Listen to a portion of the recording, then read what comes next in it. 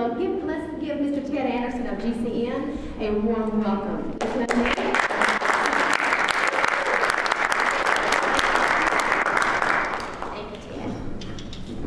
Thanks, Brandy.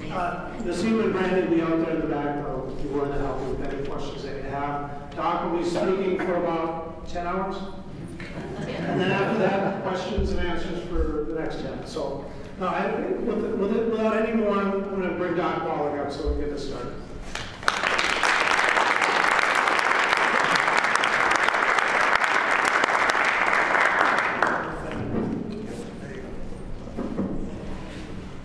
Okay, thank you, Ted. Thank you, Brandy. Thank you, Nasima. And thank each and every one of you for being here. I think I'm doing this right. Okay, that's kind of close enough. Okay, I'm going to ask a couple of questions so I know who I'm speaking to. How many of you are already using Youngevity products? Raise your hand. Okay, 90% of you. All right, how many of you have heard me lecture live before? Okay, good, half. And so I do have to go a little slowly. Well, for those of you who haven't heard me speak live before, well, how many of you hear me on the radio? How many of you listen to me on the radio? Okay, good. The other half, that's good. The thing that makes my view different on health is that I have a degree in agriculture from the University of Missouri. I'm a veterinarian from the University of Missouri, and I wrote the first paper on a mass die-off in America from pollution. It's never been written up before here in America, and I was lucky enough to run into that event and got it written up, and that would direct the rest of my scientific life. That was in 1962. Became a comparative pathologist, as Ted alluded to, and worked with Marlon Perkins from the old Mutual Omaha Wild Kingdom show. Some of you are old enough to remember that. He was before the crocodile hunter for you younger ones. Okay? And the thing that I was able to do in that project with Washington University in St. Louis was to do these autopsies on both humans and animals. And one project, I did over 20,000 autopsies on over 454 species of animals and 3,000 humans for comparison. There's over 10 million chemistries and that many slides with special stains. And the book that came out of it's 1,200 pages, and it's in the Smithsonian Institute as a national treasure. It will probably never be repeated because the expense today would be over $1 billion for that project. Well, to make a long story short, became a naturopathic physician in 1978, and I've been treating my patients like dogs ever since, and they get better. And the reason why I say that is in the animal industry, we don't have health insurance. There's a huge advantage to veterinarians not to have health insurance for animals. Because when you have health insurance, the concern of the doctor is to get the health insurance. When you don't have health insurance, and let's say it's a cow, if you want to treat that cow for 10 years, in cows we don't have insurance. Let's say a pig, if it has double knee replacement, the farmer doesn't have insurance for double knee replacement if he has arthritis in his knees, so they just eat them. A goldfish, if it's sick, you just flush him down the toilet. It's a flush treatment. Okay? A dog, if he has a $2,000 treatment, most of the time he's going to heaven the next day at 1 o'clock. You know the exact moment because you're going to get the injection, right? So in humans, we have this problem. There's no law requiring a doctor to cure you when there's a cure available. You assume, because you're innocent, that he wants to cure you. You assume, because you're innocent, that doctors want to cure you. Let's say you have diabetes, and I can cure you in 2 to 14 days of diabetes. The doctor makes $300 from a office call. Actually, the pharmacist will make more money from the medications, right? But if he can treat you for 25 years rather than cure you in 3 weeks, he makes $750,000. So it's not unethical, it's not unlawful for him to treat you for 25 years. And so which way is he going to go? $750,000 or $300,000? And that's the problem with human medicine is insurance. It's the worst possible thing that can happen to human medicine because it made the doctors figure out how to get the insurance. When they treat you, they ameliorate or dampen down symptoms. They do not cure the disease.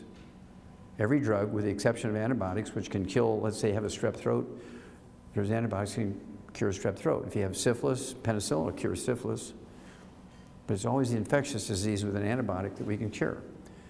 There's 2 250,000 pharmaceuticals that are prescription drugs in the PDR, the physician's desk reference, that they have access to, with the exception of antibiotics, which are about 500. So 249,500 are prescription drugs, non-antibiotic, only treat symptoms. There's not a single pharmaceutical other than antibiotics that cures a disease. They all treat symptoms. When does a doctor make the most money? When you're sick or when you're well? When you're sick.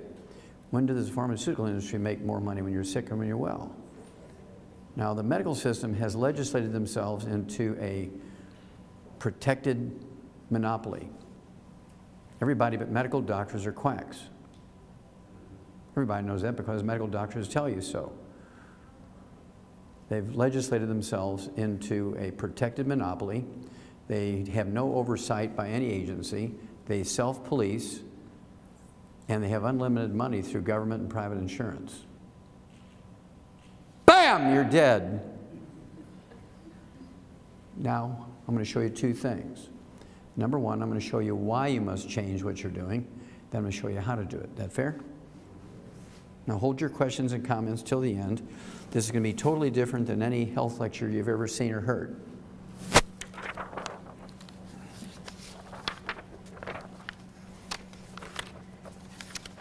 Now, how many of you guys and gals know or heard of a guy by the name of Benjamin Rush? Anybody know who Benjamin Rush was? Okay, a couple of guys in the back.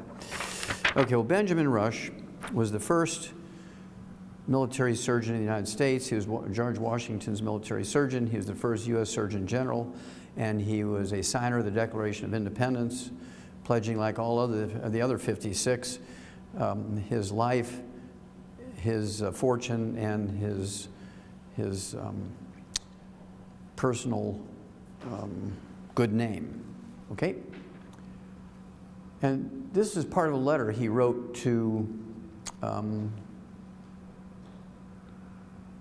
Benjamin Franklin and also the other writers of the Constitution, including Thomas Jefferson. Unless we put medical freedom into the Constitution, because the different factions of medicine were fighting, herbalists versus chemical users and those using Oriental medicine and so forth, they were fighting amongst themselves. And so he was pleading for a clause in the Constitution that would equal right to choose religion, right to freedom of speech, right? He wanted another one in there. Unless we put medical freedom into the Constitution, the time will come in medicine will organize itself into an undercover dictatorship to restrict the art of healing to one class of men and deny equal privileges to others will constitute the Bastille, which is the most horrible prison in France at the time, of medical science. All such laws are un-American and despotic. Well, of course, that didn't happen. This clause didn't get into the Constitution, and now his worst nightmares have come true 300 years later. Now, we spend more money for health care than all the other nations in the world combined. There's 204 nations registered in the United Nations. Of those 204 nations, we spend more money for health care than all the rest. Not more than any nation, more than all nations. And what do we get for it? We rank 92nd in healthfulness in the world. There's 91 other nations whose peoples are healthier than us. We rank 60th in longevity. There's 59 other nations whose peoples live longer than us. And God forgive us, we rank 41st when it comes to live births and first-month survivability of babies, and that doesn't even count the abortion piece. Time magazine, December 2008, cover article, The Sorry State of American Health. Despite technological advances in medicine, Americans are less healthy than we used to be, and the next generation, our kids are going to be worse off. How many of you have heard that our kids are not going to live as long as the adults? Okay, that's 2/3 of you. What they're saying here is statistically, 3/4 of you in this room will be standing at a gravesite burying your children, unless we change what we're doing. Petitions to the doctors, petitions to the government aren't going to change anything. That's not going to change anything. There's only one way to change the system, and that is to not use it. Cut off their cash flow, suddenly now they become real humble. But you have to make that decision. Well, that takes responsibility on your part, and I'm here to teach you the things you can do for yourself to avoid using them unnecessarily. That make sense? So that's where we're going. Just so you don't think I made that up, in ranking of newborn deaths, again, we're 41st in the world when it comes to live births and first month survivability of babies, and they say it's a shame. It's not a shame, it's an absolute crime. And most OBGYNs and most pediatrician should go to jail for it. I don't know if you've ever heard of the scientific journal called Food Chemistry. It looks at the nutritional value of food grown here in the United States and food imported in the United States. Also looks for pollution, so I'm kind of familiar with that one. And in the April issue of this year, April 2012, there was a big article in there that looked at 8 very well-known, trusted names in baby foods: Gerber's, Similac, Enfamil, these kind of things. And what they said was that commercially available baby foods contain less than 20% of the recommended levels of many vitamins and minerals, and less than 20%. This is why we have autism and ADD and ADHD. It has nothing to do with vaccinations, nothing. I've looked at the batch numbers and the ingredients, and manufacturers, they send the same batch numbers and the same ingredients all over the world. And 95% of all autism occurs here in the United States. So it can't be the vaccinations because it is used everywhere else. So what is it? It's malnutrition of the brain. You cannot make a good brain on Fruity Pebbles and apple juice. Most kids who have autism and ADD and ADHD are normal until they go from formula to solid food. What's their solid food? Pop-Tarts and Welch's grape juice, Sunny Delight, and Eggos with syrup. All carbohydrates, carbohydrates, carbohydrates. There's no fats, there's no proteins, there's no vitamins, there's no minerals, and you get what you get. You can't make a brain on carbohydrates only. So here's where pediatricians should go to jail. This is from May of this year, cover article in Newsweek magazine. And the first reaction of most people is to have a little giggle because he's a cute little fat kid, year-old. He's clutching his supersized bag of French fries.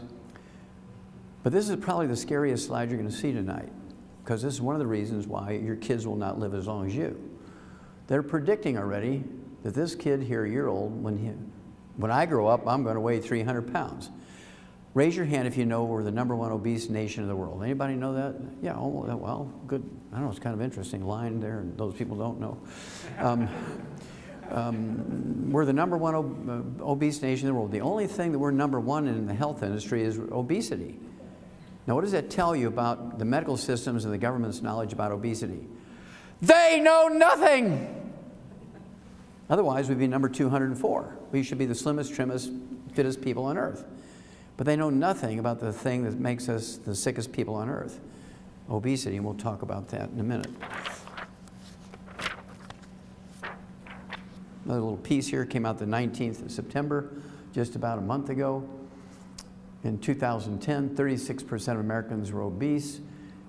2030, they're projecting that 50% will be obese. Now, what that tells you is they know nothing, because if they knew something and they could predict what's going to happen in 20 years, they should say, well, it's 36% now, but in 20 years it'll be 20%, another 20 years it'll be 5%. But instead it's going up, which means they have no earthly idea how to stop it. Some states like Mississippi, the most obese nation, or excuse me, the state in America, the most obese right now, they're going to be 66.7%, almost 67% obesity. 2/3 obesity is what they're projecting for. Same thing for Maryland, or Delaware, I guess it is Delaware, 64.7%, almost 65%. And then you're looking at South Carolina, 63%. This young fella died at 21 years of age of Crohn's disease and a certain type of liver disease called primary sclerosing cholangitis, which is a simple nutritional deficiencies. How many of you have heard of Crohn's disease? Okay, Crohn's disease is a simple problem, very simple problem. They say it's an autoimmune thing, and he fought valiantly for 11 years, and then he died. All they do is give him prednisone and cortisone and tell him to eat, give up lettuce and stupid things like that, right? And he died at 21 years of age of complications of Crohn's disease and liver disease. All he had to do was go on a gluten-free diet. We'll talk more about that in a minute. Go on a gluten-free diet, take the 90 essential nutrients, and he'd live to be 121. But when it comes to these things, doctors are either very stupid or they're criminals, because if they know the answer and they choose to treat him rather than cure him, they should have cured him when he was 10 years old in 3 to 6 months. But if they're ignorant, that means they don't know what to do. If they know what to do and they choose to treat him for a long period of time for the money, that means they're criminals, right? And so I'll give them the benefit of the doubt and just say they're stupid, ignorant people. This came out October 11th, just this month. Stroke rates increase among younger patients. It's happening in younger and younger and younger people now that are getting stroke. And there's many, many reasons for that, but the basic reason is there's two types of stroke. 85% of all strokes are caused by blood clots in the brain, thrombotic stroke. This is caused by a simple deficiency of the omega-3 essential fatty acids or a ratio problem between omega-3, 6s, and 9s.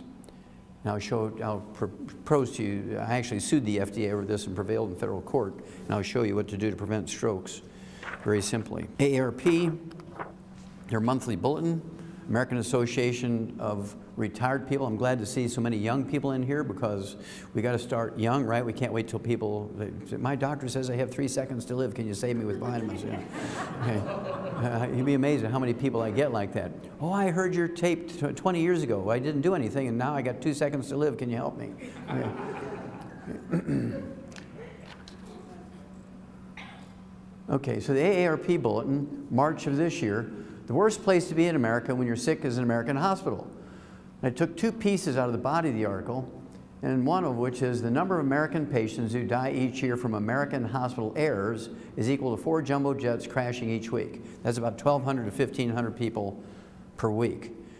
How many of you would fly commercial airlines if you knew they killed 1,200 to 1,500 passengers every week? Nobody would fly! I must see my doctor. I must see my doctor. And then also, in the same issue, each U.S. surgeon operates on the wrong person, wrong body part as often as 40 times a week. Boy, that brought silence to the room. That's because they're usually intoxicated on alcohol, street drugs, or prescription drugs, and that comes from a 6-year-ago study by Lucien Lepay, who's the head of the Department of Public Health at Harvard Medical School, and he went around and blindly took blood samples from doctors. He just showed up and took blood samples from them, and he ran them, and 52% are intoxicated during their working day on something. That's why they make so many mistakes. It's published stuff from Harvard Medical School. Newsweek magazine cover article. Why is that guy terrified? Well, he's not even anesthetized, and those surgeons are ready to stick him with their scalpels, and that's because if they even touch him with their scalpels before he undergoes anesthesia, they've started their procedure. If he dies during the induction of anesthesia, which happens quite frequently because they don't turn on the oxygen, and because they're drunk, and he dies, let's say, during the induction of anesthesia, they can run off and play golf for 4 hours and still get paid their $100,000. So they want to start the procedure, right?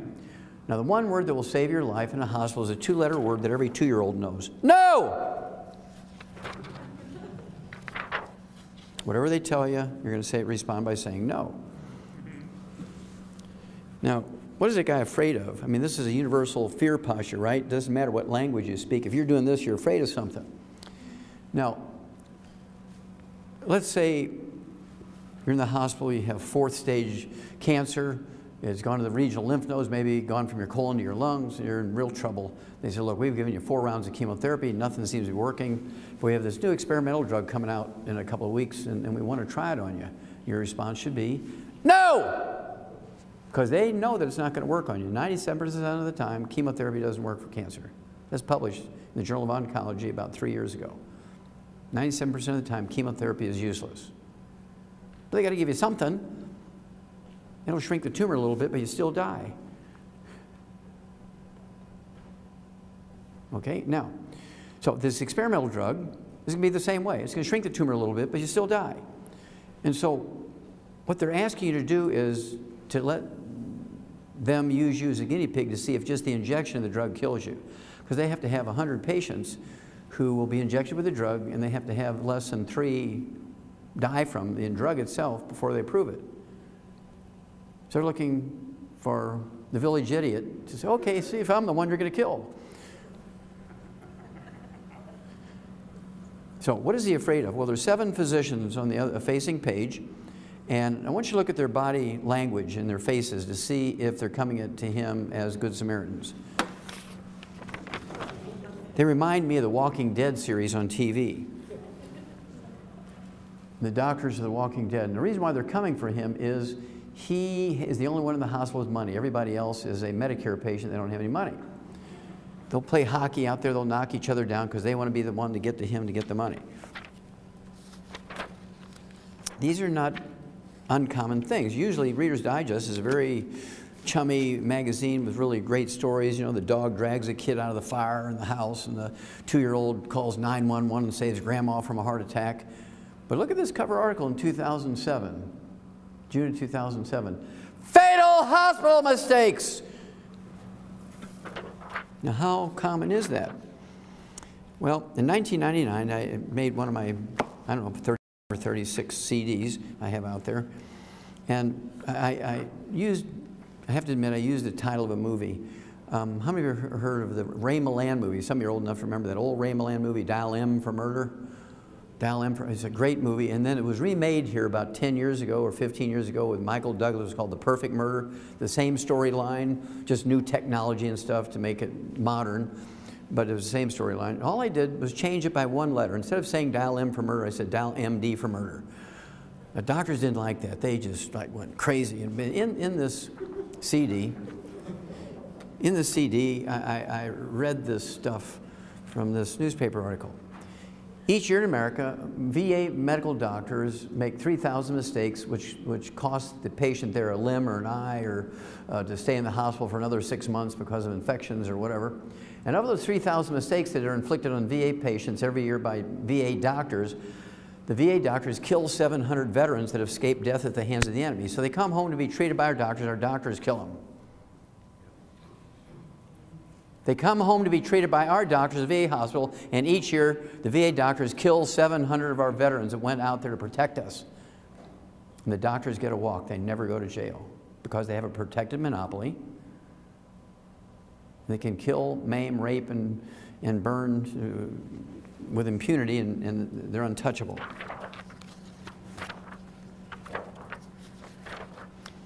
This came out. It was a full-page story in the USA Today in February 2007. I had to chop it up a little bit to get it in this 8.5 by 11. Look at the title here. Patient, Protect Thyself. Now, the data that I'm going to share with you came from the Journal of the American Medical Association, very, very well-respected journal. Whether you agree with them or not, they are very well-respected. And then the Center for Disease Control, which is a federal agency in Atlanta, Georgia, that looks at this stuff. And what the article said was, each year in America, medical doctors kill, injure, and infect 15 million of their customers at their workplace. They get a walk. They don't even get an OSHA ticket. Each year in America, medical doctors kill, injure, and infect 15 million of their customers at their workplace. 5.8 million in hospitals and 9.2 million in private offices and clinics. How many of you would fly commercial airlines if you knew that they killed, injured, and infected 15 million passengers every year? Nobody would fly. This is one of my favorites. Each year in America, medical doctors inflict 2 million infections on hospital patients. Of those 2 million infections, 90,000 die. They kill 90,000 people each year just from infections that they inflict on the patient.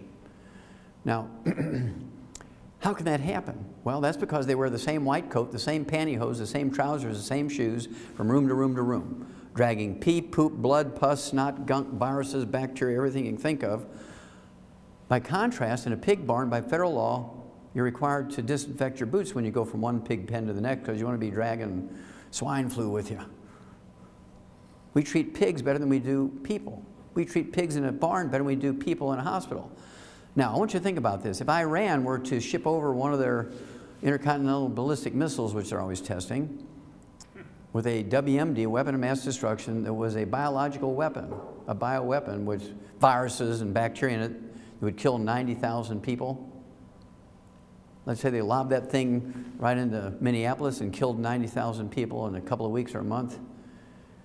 What we do? Well, we declare war. We just go over there and flatten that country into rubble, kill a lot of people. You know, well, please say you're sorry. No, probably not. Would we sue them and say, we want some retribution. We want $1 million per person for every one you kill? Probably not. We declare war and we go kill them all. Well, here you have doctors that kill 90,000 every year, just simply because they don't wash their hands after they go potty. Yummy, yummy. Now, how can I say that? Well, this came out in August, about almost exactly 2 months ago. Tomorrow will be 2 months ago.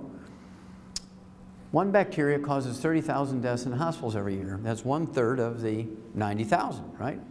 There's one bacteria, C. diff, it's Clostridium differentians, which is only found in human poop. It's a human poop bacteria. It's a human feces bacteria. It comes only from doctors and nurses not washing their hands patient to patient to patient. To show you how concerned they are about it, doctors, in 1993, there were 85,700 cases of C. diff infections in hospitals reported, and by 2010, it went up 400% to 346,800. Is it getting better or worse? Well, the numbers work. It's getting worse. So when do you say is enough enough? When do you get pissed off enough to say enough is enough? We're not going to use you guys anymore. Don't you think? Remember when that Toyota, there was 60 people got killed. 60 people got killed in was it 4 years or 5 years from Toyota's accelerator problem? 12 people a year. I mean, it was a big hoo-ha. Oh, oh! I mean, everybody's suing for billions of dollars, front page stories. It was a mess. Here we have one trade in their workplace. They kill 90,000 from infections every year because they don't wash their hands after they go potty. Nobody cares. That's because they have a protected monopoly. Are you beginning to get a picture here? Now, this is another one of my favorites because I got some very famous examples to show you. Hospital care fatal for some patients. Well, that's kind of fatal, you know, vanilla. Results of Medicare study alarming. Well, that's alarming. Well, the study was done by the U.S. Department of Health and Human Services, Office of Inspector General. Office of Inspector General. Well, that's the auditor for Medicare. What they said was each month in America, medical doctors kill 15,000 Medicare patients with non-invasive procedures. Each month, medical doctors kill 15,000 Medicare patients from non-invasive procedures. How many of you would fly commercial airlines if you knew they killed 15,000 seniors a month? Especially if you're a senior. I ain't going on that plane, man, I'm driving. Well, let's look at some famous people that they've killed who are seniors. How about Andy Rooney? Anybody remember Andy Rooney from 60 Minutes? Sunday afternoons, kind of a TV show? Well, he retired almost exactly a year ago. In October of last year, he retired. He's 92 years old, and he and his wife were going to run this world cruise. And so they decided they were going to go in for a physical in case they needed to take some medication with them. They didn't want to be out in the ocean for 6 months and have to go to some doctor in a foreign country that they didn't know and all that kind of stuff. And so the doctor for Andy Rooney, he's kind of leafing through his medical records, and he said, Andy, you're 92 years old here, and I can't find where you've ever had a colonoscopic exam. I mean, there could be cancer lurking around in there. And of course, he had no symptoms, no bleeding in his bowel movements, no pain, no weight loss. He's happy as a clam, waiting to go on his cruise. And what he should have said was, no! But instead, what he said was, okay, because he didn't want to offend the doctor in a white coat and a stethoscope. So the doctor sticks a garden hose up his rump, punctures his intestine. 3 days later, he's dead from peritonitis, a belly infection. Nothing wrong with the guy, and the doctor kills him. Now, they didn't name the doctor. They didn't name the hospital because if the hospital and the doctor's name went out, I mean, my God, it would interrupt their cash flow. Everybody would cancel. It would be a mess, right? So they're not going to name those guys. Now, what makes this really bad is, in here, the cause of death is listed. You go online and look at Andy Rooney obituary, and you'll find him. They always say, Mr. Rooney died of complications of a minor medical procedure. Well, wasn't minor for him. It killed him. Doctor gets a walk. Hospital gets a walk. How many of you heard of Dick Clark, you know, American Bandstand? Okay. He went in for an outpatient procedure. He was supposed to be having the procedure 11, done by 11:30, out in the golf course by 1 o'clock. That's what he was told. Now, what he was going to have was one of those little rotor-rooter things on his prostate gland because he'd have to stand in front of the toilet for 2 or 3 minutes before he could get a urine stream going. So instead of coming to me and getting it fixed with nutrition, it's a simple nutritional problem, instead of getting it fixed with nutrition, he opts for the scientific thing, let's do surgery and rotor-root it out. Starts at 11 o'clock as scheduled, 11:30 he's dead. He died of a coronary thrombosis. That happens to 30,000 men each year within an hour after the procedure. Now, there's another 200,000 each year that have a stroke or a coronary thrombosis, but they don't die. 30,000 of them die every year from that procedure. I'll show you that fact in a minute. Now, how do you remember a guy by the name of Neil? Anybody remember Neil? I'll give you one more piece of the name. How about Neil Armstrong? How many remember Neil Armstrong? Our top astronaut, right? The first guy to step foot on the moon. He saved, single-handedly, he saved 2 NASA missions. Saved the spacecraft, saved 2 crews. It was a mess. That he saved NASA from a terrible disaster 2 times. So he's 82 years old. He goes in for his physical. They say, Neil, you're 82 years old. We've never seen a specimen like you. He's 82 years old. You're as fit as can be. That NASA program must be really great. But we did find one little thing we're concerned about. You have a blocked artery. You got a 30% blockage in a coronary artery.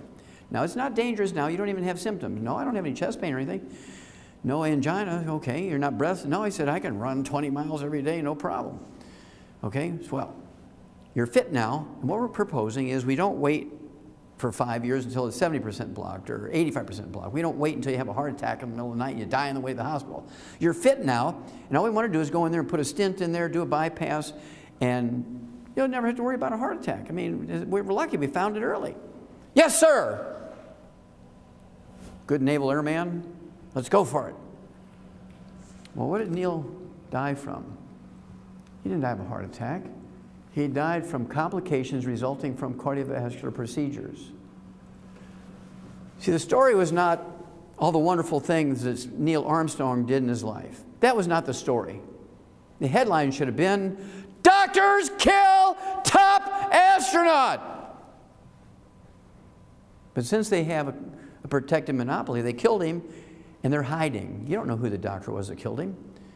But if that had been a successful thing, that it had this news conference and all the white coats and stethoscopes, and oh yeah, it was a very difficult thing, and we saved the astronaut, and how wonderful. My name is Dr. So, here's my 800 number, you can call me for appointments, and it would have been a big hoo-ha, right?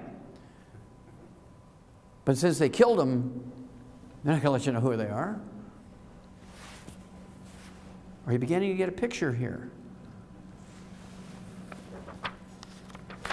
So if they can kill an Andy Rooney, a Dick Clark, and Neil Armstrong, and another couple of 100,000 people each year who are nameless because they're not famous.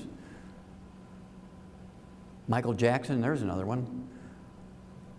Stupid Dr. Murray, probably snorting half of Michael's drugs. You know, Michael just happened to pick one of the dumbest, most careless doctors on earth. Now, how many of you heard of cholesterol? Raise your hand. You know, the substance cholesterol. Okay, good.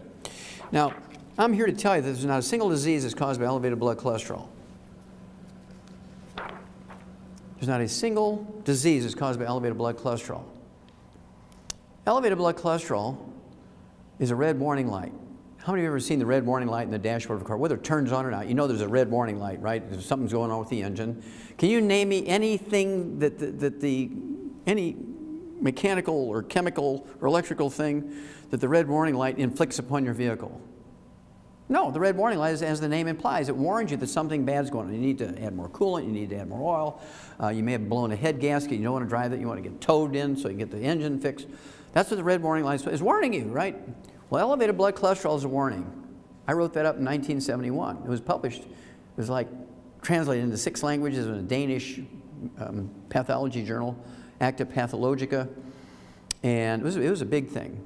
And I compared clogged arteries in vegans versus meat eaters. Vegans, of course, I think you're all young enough to know vegans are people who are vegetarians who eat nothing but grains, vegetables, fruits, and nuts, no animal products, and they believe that's a healthy thing. But I don't believe it's healthy. This is a political statement because they say, okay, well, one cow eats as much food as 50 people. If we're all eat stuff like cows, and get the cow out of the cycle, we can feed 50 more people, right? I mean, that's how vegans think. Well, a cow has 4 stomachs. You can't process grass the same way a cow does. You got 50,000 little helpers in there.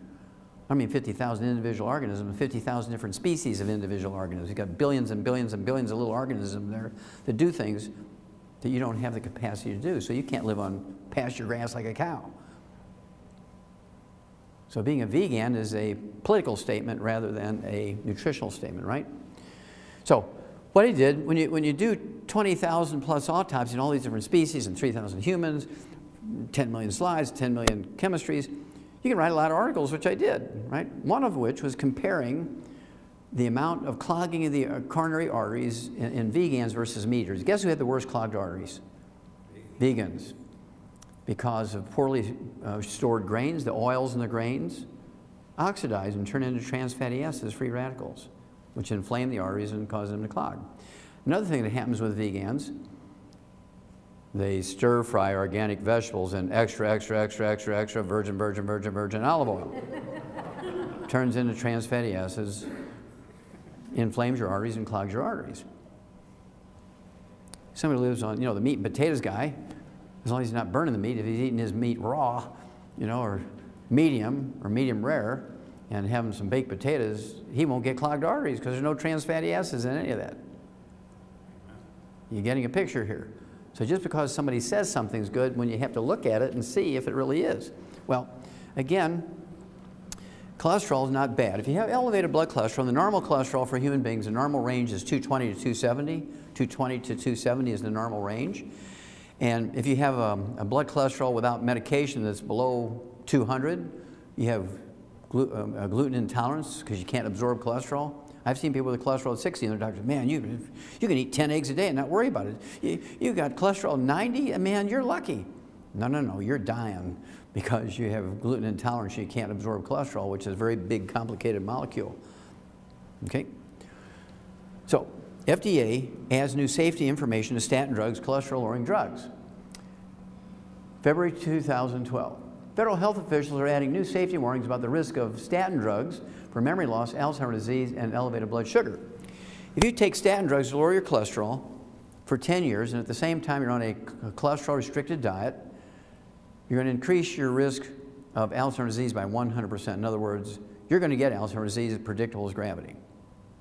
I'll tell you why in a minute. Also, if you're on statin drugs to lower your cholesterol and you have a cholesterol-restricted diet for 10 years, you increase your risk of type 2 diabetes by 50%. What causes elevated blood cholesterol and triglycerides is it's a red warning light for diabetes, it's a red warning light for low thyroid, it's a red warning light for deficiencies of 6 different minerals. It in itself causes nothing. I said that in 1971, and everybody, well, I shouldn't say everybody, there was 25 doctors I used to hang around with, and of course they just put their arms around me and said, oh, Wallach, I mean, you must be sniffing glue. Everybody knows it's the cholesterol, man. Well, they all took their statin drugs, and guess what? They're all dead, I'm alive. God is good. Okay. Science News is kind of a summary journal for doctors. They look at thousands of scientific articles written every month, and they summarize them so doctors can read the summaries, which usually are a half a page. And they like something, they can send somebody to get the entire article. They don't have to read thousands of articles. This came out in June of this year. Good cholesterol, not so beneficial. Higher HDL, high density lipoprotein, the good cholesterol, don't reduce heart attacks. I said that in 1971, everybody laughed at me. Now it's published, you can go back and read it. Okay? And so it's nice to be redeemed a little bit, right? I'm going to go to each of their graves and put one of these on there. Okay, now there's not a single medical screening test that prevents a disease. And I saw on TV the other night where the American Cancer Society is still talking about get your screens to prevent cancer. There's not a single screening test, medical screening test that prevents a disease. Now, it might catch it earlier. We can get into the treatment system, which can be a bad or good thing, right? So this is the Globe and Mail, which is the USA Today equivalent in Canada. It's a national newspaper. I just like this title along with that picture here. Screening is not prevention. Now, how many of you ladies have heard of mammograms? Raise your hand. If you don't raise your hand, you're probably lying. Okay, even men have heard of mammograms, right? And that's one of the great screens that doctors like to use. OBGYNs, your primary care physician will send you in for a mammogram every year once you're 40 years of age. Well, you know, women, I don't know, 10, 15, 20 years ago when these things were really being pushed, they said, what about all that radiation? I'm trying to stay away from radiation. I'm protesting against nuclear power plants. We want me to put my breast in that machine. Oh, it's insignificant radiation. How many women have heard that? Yeah. Well, it just came out about 3 weeks ago. they said one mammogram gives you the amount of radiation of 500 chest x-rays. Well, we're sorry, a little mistake, it was a decimal point problem.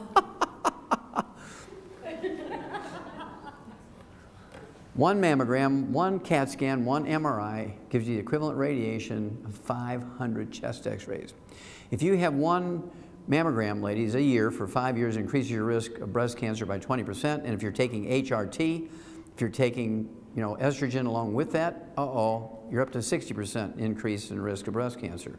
If you're eating your meat cooked well done at the same time, it increases your risk of breast cancer by 462%. I'll actually show you that experiment was done.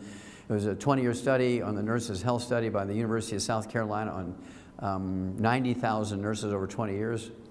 It increases your risk of breast cancer by 462%. Now to see, does Susan G. Coleman tell you that? No. So, next time your doctor says, look, it's time for you, I'm looking in here, you're beyond your year, you need to go get a mammogram. You should say, well, I don't think I want to do that. I'm concerned about the safety. And the doctor will say, well, I insist because I'm one responsible for your health and I don't want you to get breast cancer. Now, what he's really saying is, I don't want to give up my $400 I get kickback from the radiology laboratory, because radiology is one of the things that doctors get kickbacks on. If you get an ultrasound, they get 10 bucks. A mammogram, it's 400 bucks. They're happy about those things, right? Now, so what you're going to say, ladies, is this. Look, I'm concerned about safety. And if you can convince me it's safe, I'll do the mammogram. And here's what I want you to do. What I want you to do is put your testicles in the machine. And I want you to let me be the one to crank down on that plate until you groan a little bit. Ah. Then I want to be the one to yell to the guy standing behind the 2 inches of lead and say, hit it, Frank! And if you'll let me do those 3 things, I'll get the mammogram. And you know what that doctor's going to say? No! You can do your own self-examination at 10 o'clock in the morning on the 15th of every month, even if you're 10 years into menopause. Keep a log and map out your breast where all the little bumps and lumps are you've had all your life, kind of thing. But suddenly now this little pea-sized knot that's been there forever is a little tender now. It never used to be tender. Go get a high-definition ultrasound. It'll actually give you more information than a mammogram. There's no radiation. Now, you guys don't get off easy. A federal panel now is discouraging PSA prostate screening. Why PSA risk might not be worth it, and this is where that 30,000 number came from. How do men fare after this surgery? Oops. Houston, we have a problem. Time Magazine, Health and Science section, June 4th, 2012. Skip the PSA screen. Experts say PSA blood tests for prostate cancer don't save lives. Now, Warren Buffett was diagnosed with prostate cancer in April of this year, and he chose aggressive treatment, surgery, radiation, chemotherapy. Has anybody seen or heard of him in the last 6 months? Is he dead in the freezer, waiting for the stock market to go right before they've revealed his death? I mean, is he off recovering in some island someplace, or is he in a coma? Is he in a hospice? I mean, we don't know what's going on, right? But at any rate, this is his story. But the most important piece of the story when this was written up was this paragraph here.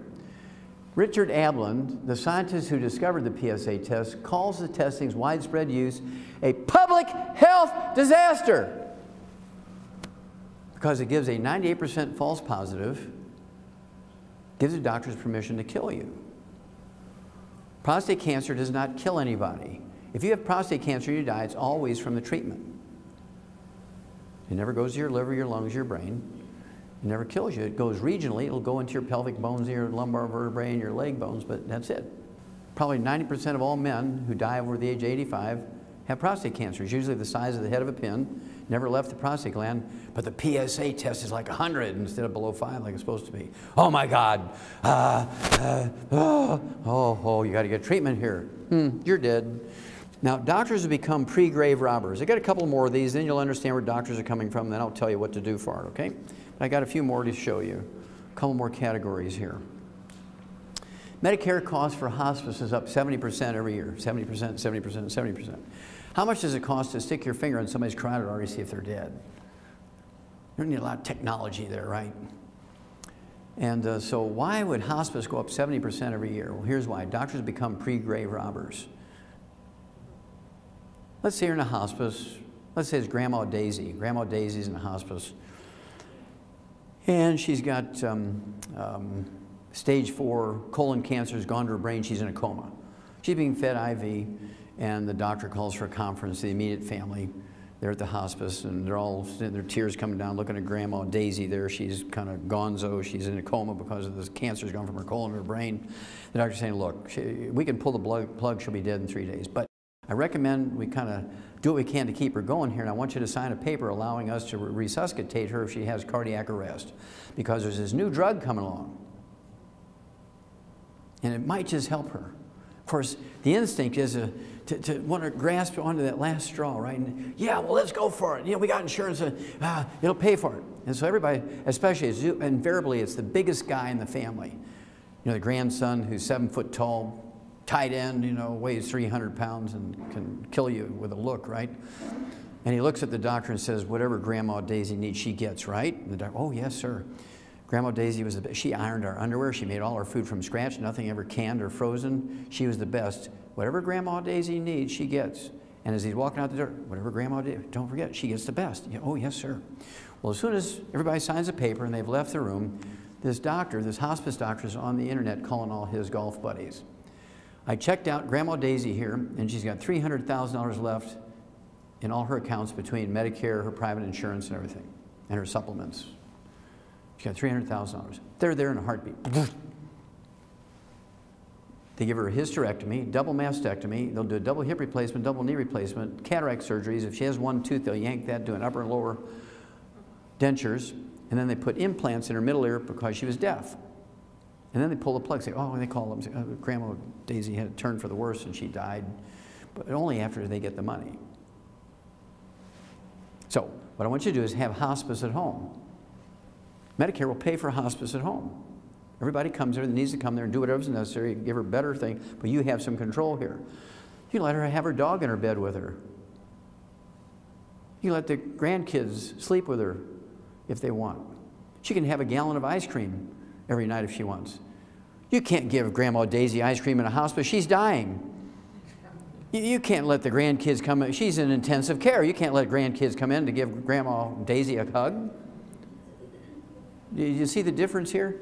Why do you want the people you love dying by themselves when the nurses are all chasing the doctors around in the library at night? After all, that's where the plush chairs are, right?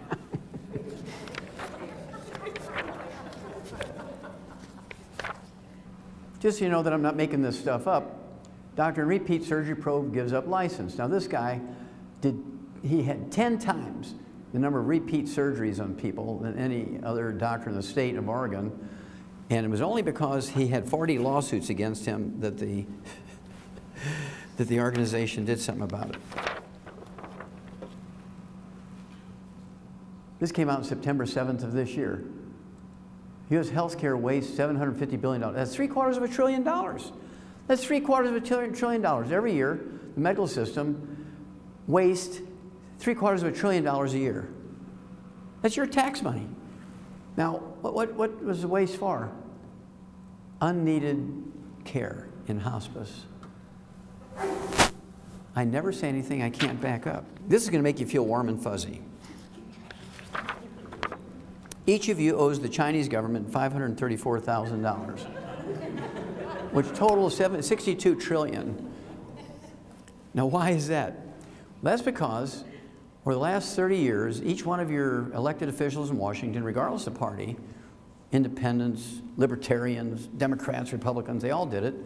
What they did was they took all your money from your Social Security funds, your Medicare and your Medicaid funds, and gave it over to the highway departments, which you see all this highway work going on here.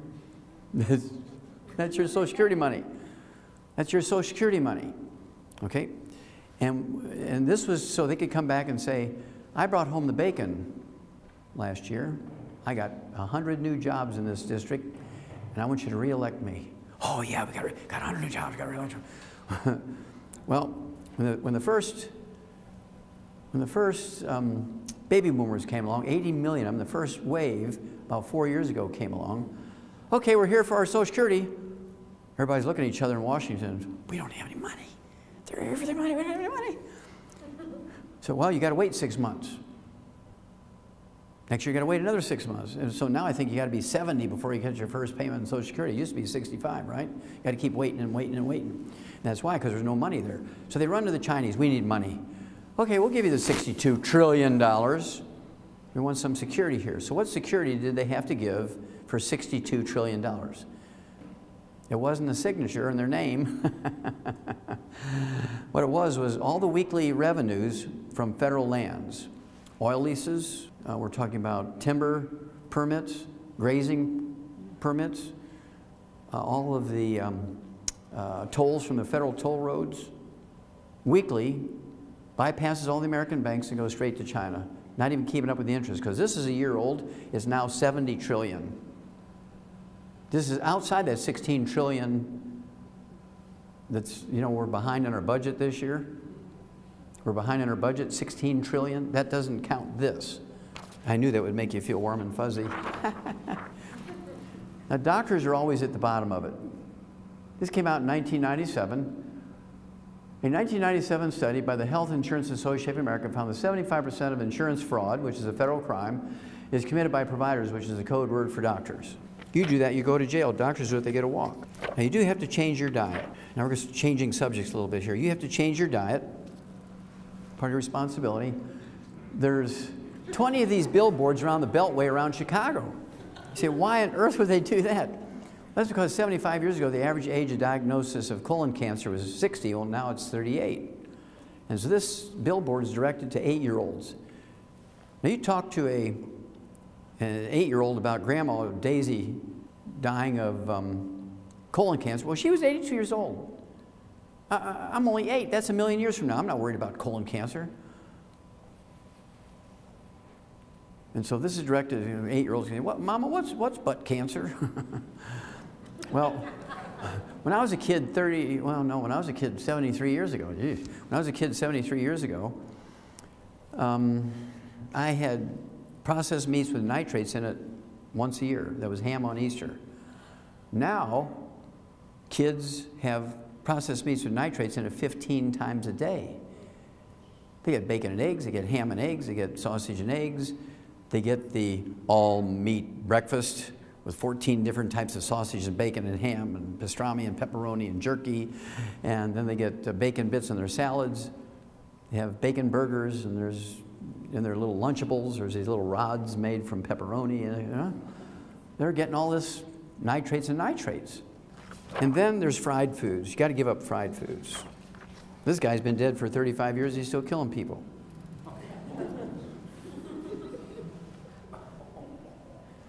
Now, you can eat safely at these places. You can eat safely at McDonald's. You can eat safely at KFC, but you got to be very restricted on what you pick.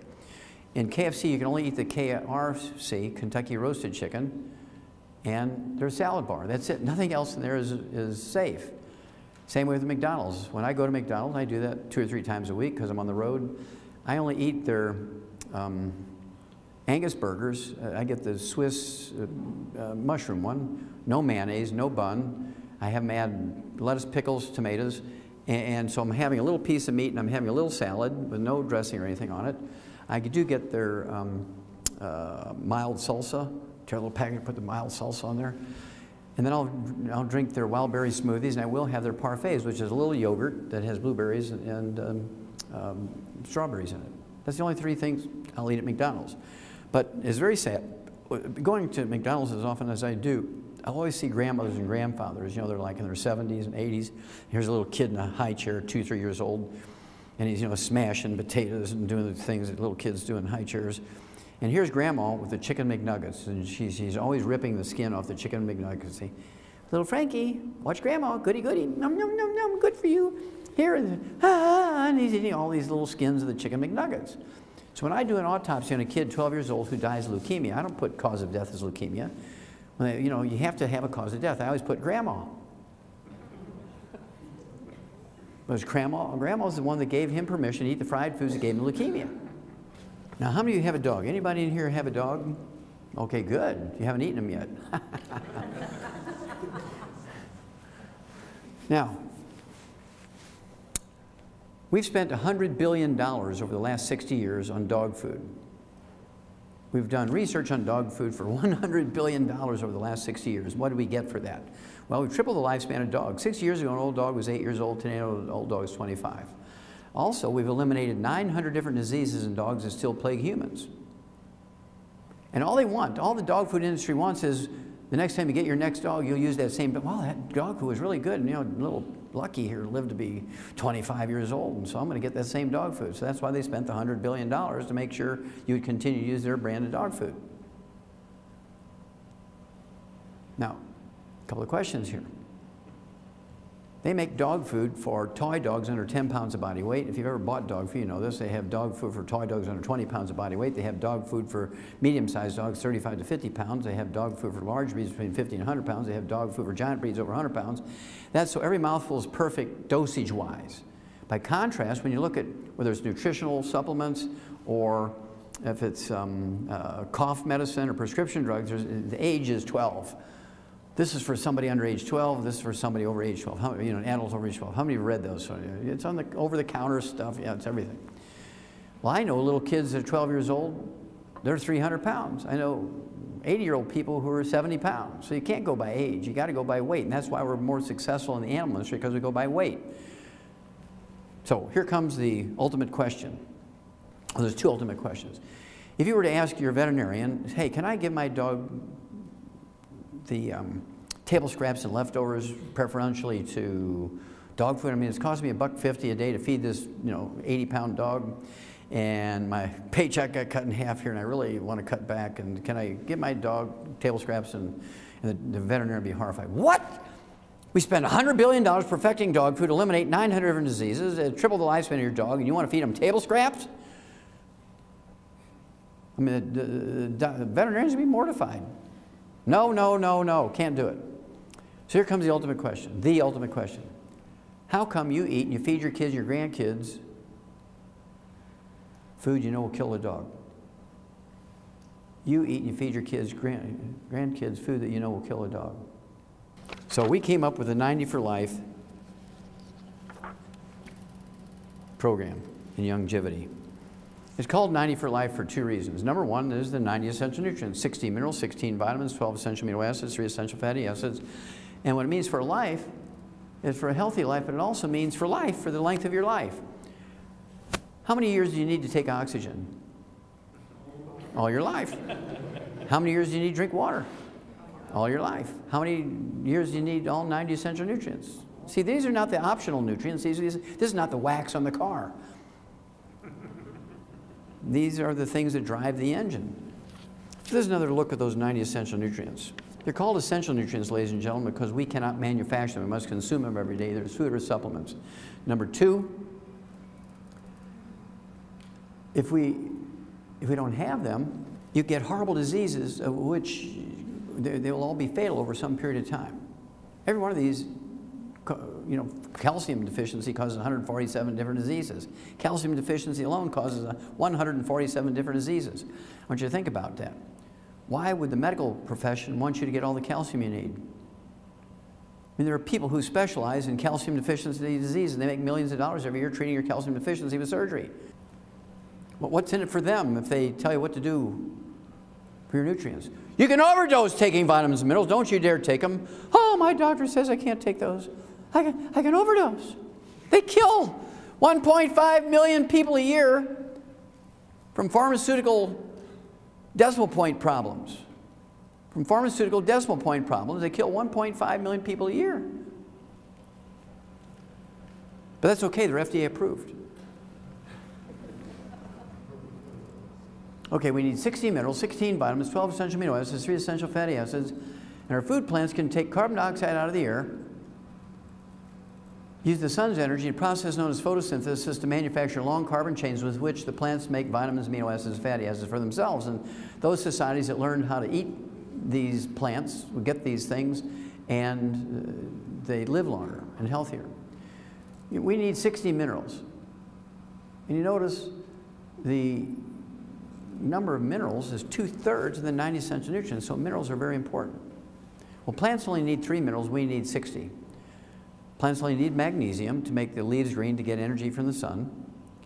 They also need phosphorus and potassium to drive growth. Everything else they need to get from the atmosphere. Nitrogen to make amino acids and protein, carbon to make every other thing they need.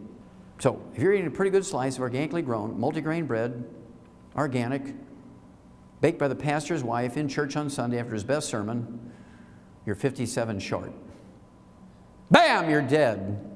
But he ate so well, it was all organic and just baked with love and blah, blah, blah. Now, nutritional minerals do not occur in a uniform blanket around the crust of the earth. They occur in veins like chocolate and chocolate ripple ice cream. Which, remember that piece, it's very important.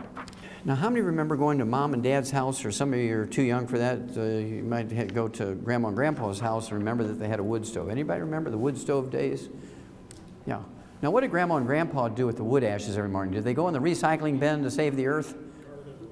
They went in the garden, exactly right, went in the garden. Well, are wood ashes all the same? No. Remember, the plant only needs 3, so that tree might have only been in a vein that had 3 minerals.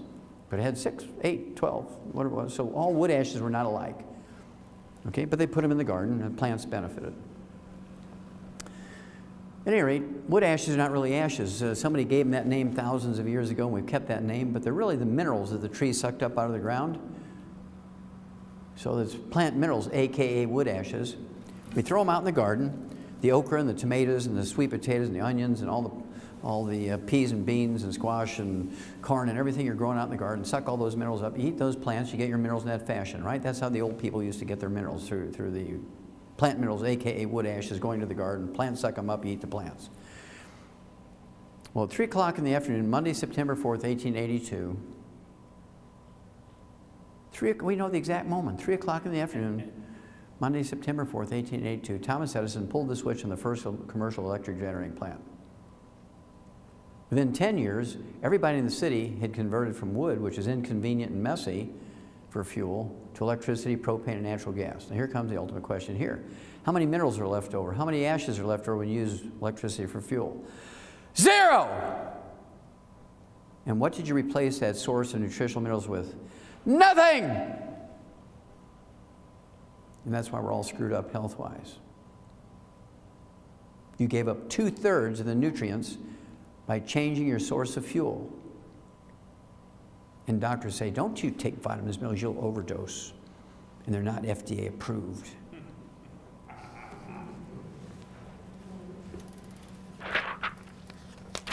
Well, this is a cornfield from western Nebraska. I want you to look at the uniformity of those rows of corn. Look at the uniformity there. Every ear, every leaf, every stalk is exactly the same. Same genetic background. It's a miracle to behold. Well, I can guarantee a couple of things just by looking at that field. I know there's at least 3 minerals there, because you'd have empty patches there if they were missing any one of the 3, magnesium, phosphorus, potassium, right? So you know there's at least that. But can you, without a $2,500 analysis of each of your corn, can you tell me which row has 6 minerals, which row has 8 minerals, which row has 12, and which row has 22? You can't tell. And so in the animal industry, we don't have insurance to pay for silly things. And so we just put everything we know that those animals need in their little alfalfa pellets. Yeah, we put the corn and the soybeans, all that stuff in their alfalfa pellets, but we also put 60 minerals, 16 vitamins, 12 essential amino acids, 3 essential fatty acids in there. And whatever nutrition is in the alfalfa is value added. We don't depend on it. But I saw out here in the auditorium, or that gymnasium, you know, I'm sure they use it for lunchroom too. But on that far wall, there's the 4-food plate. It used to be the 7-food pyramid for a long time, and the government decided everything was going bad because nobody could remember everything on the 7-food pyramid. They converted to 4 and leveled it out into a plate. You're supposed to eat variety and put 4 different colors on your food plate, and everything would be wonderful.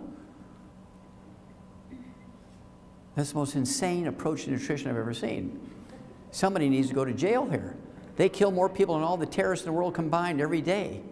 Now, this is a satellite photograph from 100 miles up of agricultural land in Southern California. Over here is the Pacific Ocean. Over here is Yuma, Arizona. Down here is Mexico. Up here is the Salton Sea, which gives you some sense of location. This is a salt lake, about 1/10 the size of the Great Salt Lake in Utah. But I want you to look at these mineral veins here. Look at those veins of minerals. Every color represents different minerals, different mixtures of minerals, different amounts of each one, and so on. How do you remember Popeye? Remember Popeye and spinach? You're supposed to get all your iron from spinach and everything. Well, the only place I can guarantee there's going to be a lot of iron is over here, because iron in the soil turns it red. I can guarantee you just by looking at this photograph that there's a lot more iron over here than there is over here. But am I going to spend $2,500 on every kibble and bit in dog food, and every can of dog food, and every alfalfa pellet for a laboratory rat and a cow to analyze it and make sure it has everything it needs? No, they don't do that. What they do is they put everything they know that animal needs appropriate for body weight, and then whatever's in the food is just value added. And if you're expecting iron in your food, on your sweet potatoes, your spinach, and you're getting your sweet potatoes and spinach over here, you're S out of luck. Okay? And so in the animals, they get a better deal because we put everything in that food. Now you're beginning to understand the picture. What about organic? Well, I've been saying this since I did those studies in the 1960s for the National Institutes of Health, the big multi-million-dollar study I did. This is a meta-study with 240 studies. Study sees no nutritional edge in organics. Now, people who grow organics and people who sell organics will lie to you. There's more nutrition in organic food. That's a lie. You can eat a non-organic carrot, could have 10 times more minerals in it than an organic carrot. Depends on what vein in the field it grew in.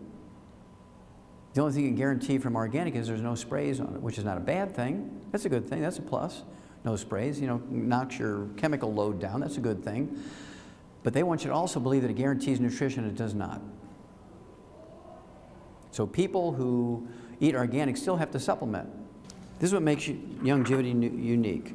This is a compost pile, and this compost pile is made up of plants that were under the sea for thousands and thousands and thousands of years. This is a 25-foot cap of marine limestone. It has, this is a compost pile. This is 3,000-foot elevation. It goes down 2,000 feet into the ground, and this is plant material. So we were able to get it certified organic every year for 35 years. It has 77 minerals in it, including the 60 essential minerals, thank you, the 60 essential minerals in optimal amounts. Nobody else has this, so this is why we're so successful with over 900 different diseases. That's the miracle stuff. Now, there's 25 different ways to get it. That's the Russian version. Okay. Okay. Now, there's 25 different ways to do this, but the most, what should I say, the most easy for people to understand is the Healthy Start Pack. And this little bottle's on top of here. It fits in a kind of rectangular box. This has 245 nutrients in it, which includes 130 vitamins, minerals, amino acids, and fatty acids, including all 90 known essential ones, and then a bunch of the others that are not yet considered essential will be, but it's, what should I say, nobody's motivated to spend lots of money to prove it, because what are they going to get for it, right? And so it's not a commercial thing for the most part. And so at any rate, this also has 115 super juices in it. How many heard of the super juice, like noni juice, goji juice, mangosteen, acai berry, and all kinds of maqui berry, you know, from Bolivia and so on. Well, Patagonia, that's another place they come from. At any rate, this is great stuff. It has 245 nutrients, including all 90 essential nutrients in optimal amounts. And this one Healthy Start Pack is designed for 100 pounds of human flesh for a month. So if you give that one pack to a 50-pound kid, that's for 2 months. Give it to somebody who's 90 to 110 pounds, that's for 1 month. If you get to a 200-pound person, that's for 2 weeks. Because by body weight, that way we're more accurate, right? So we do everything in Youngevity by body weight, because I'm a veterinarian and a physician. So I try to get as much as I can, the good stuff from the veterinary industry, and bring it over to people. That's why I say I treat you like a dog, but you get better. And this is that chart that's on the wall over there. I looked at that and I said, man, you're just supposed to eat fruit and vegetables and grains and protein, and everything's going to be fine. That's why America is sick. That's why all the jobs were shipped out of America. All the assembly jobs, all the The manufacturing jobs are shipped out of America because of the high cost of medical benefits for employees. Now, how many are old enough to remember the 1962 presidential election? Anybody remember that in here? 3 or 4 people are old enough, okay, yeah. Well, there was a 3-way race between old Bush 41, Ross Perot, and Billy Clinton. It was a 3-way race. The only thing I can remember from that campaign where they all three were running, and they were only different by like 3 points. Billy Clinton won the presidency with 32% of the vote. Now in Europe, in England, they would have had a runoff between the top 2 guys. It would have been a runoff between Billy Clinton and old Bush. But Ross Perot had just about as many votes as everybody else. It was very close. Kind of interesting race. But the only thing I remember from the campaign was Ross Perot was the biggest cartoon character because he has huge ears and a Texas accent. All they showed was a Texas hat and ears sticking out of it, and that was Ross Perot's picture, right? Great cartoon stuff. But anyway, what he said was, if anybody signs NAFTA, you're going to hear this giant sucking sound as all the jobs leave America. Remember that, Ted? Yeah. Everybody said, that guy's an idiot. What do you mean all the jobs are going to leave America? Where are they going? Well, as soon as Billy Clinton signed NAFTA, like in his first week as president, that boy, he signed that, it was going to be the greatest thing. It gave permission for all the publicly traded corporations to leave the country and take the jobs with them. They started building infrastructures in these foreign countries. As soon as the infrastructure was built, all the jobs started going away. That's because they don't have the need or the requirement for health care benefits in those foreign countries.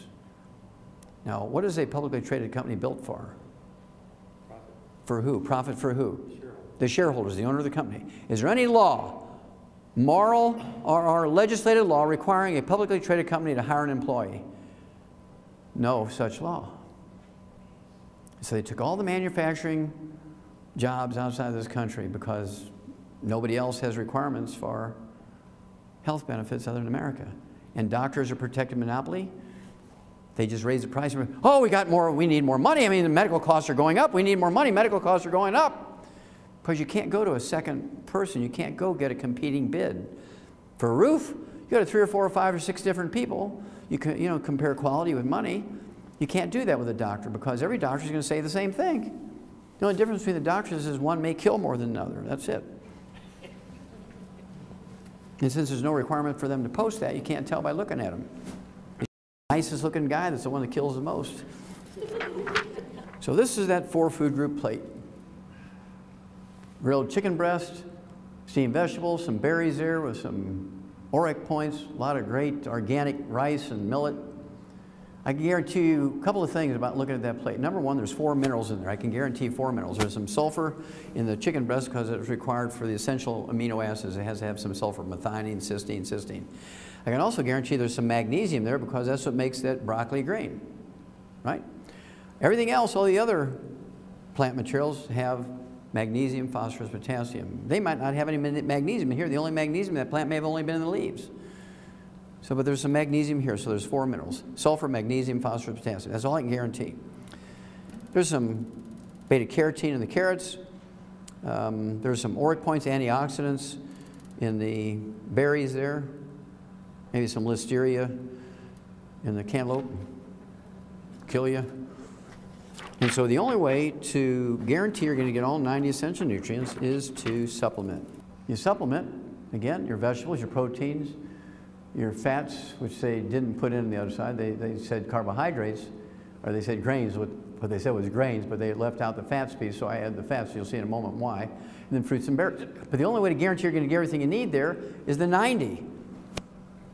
16 minerals, 16 vitamins, 12 essential amino acids, 3 essential fatty acids. You must supplement every day like we do for dogs and cats and chickens and turkeys and ducks and sheep and pigs and horses and so on. Now, how many of you were born between 1946 and 1964? Raise your hand. Okay, good. That's half the people in the room. Okay, you're baby boomers, and you have a problem. You listen to doctors, because doctors convince you if you listen to them, you'd be the first generation where everybody lived to be 100. Houston, we have a problem. Because everything the doctors told you about health is wrong. Everything they've told you is wrong. Because it's designed to direct you towards treatment programs as opposed to cures and preventions. So about 3 years ago, my wife and I came up with our most recent book. We got a couple of more in the pipeline here coming out for next year. But 3 years ago, we came out with Immortality, and we looked at the top 20 longevity cultures on Earth that were written up by the National Geographic. We had 60 years worth of National Geographics looking for this stuff, right? We did this in a 10-year period, and we went to 4 of these cultures and countries. We went to the internet and books and reference materials for the others. And what we did was look at the agricultural departments, the anthropology departments, and looked at everything they ate, how many calories they took in, their average lifespan, all that kind of stuff, right?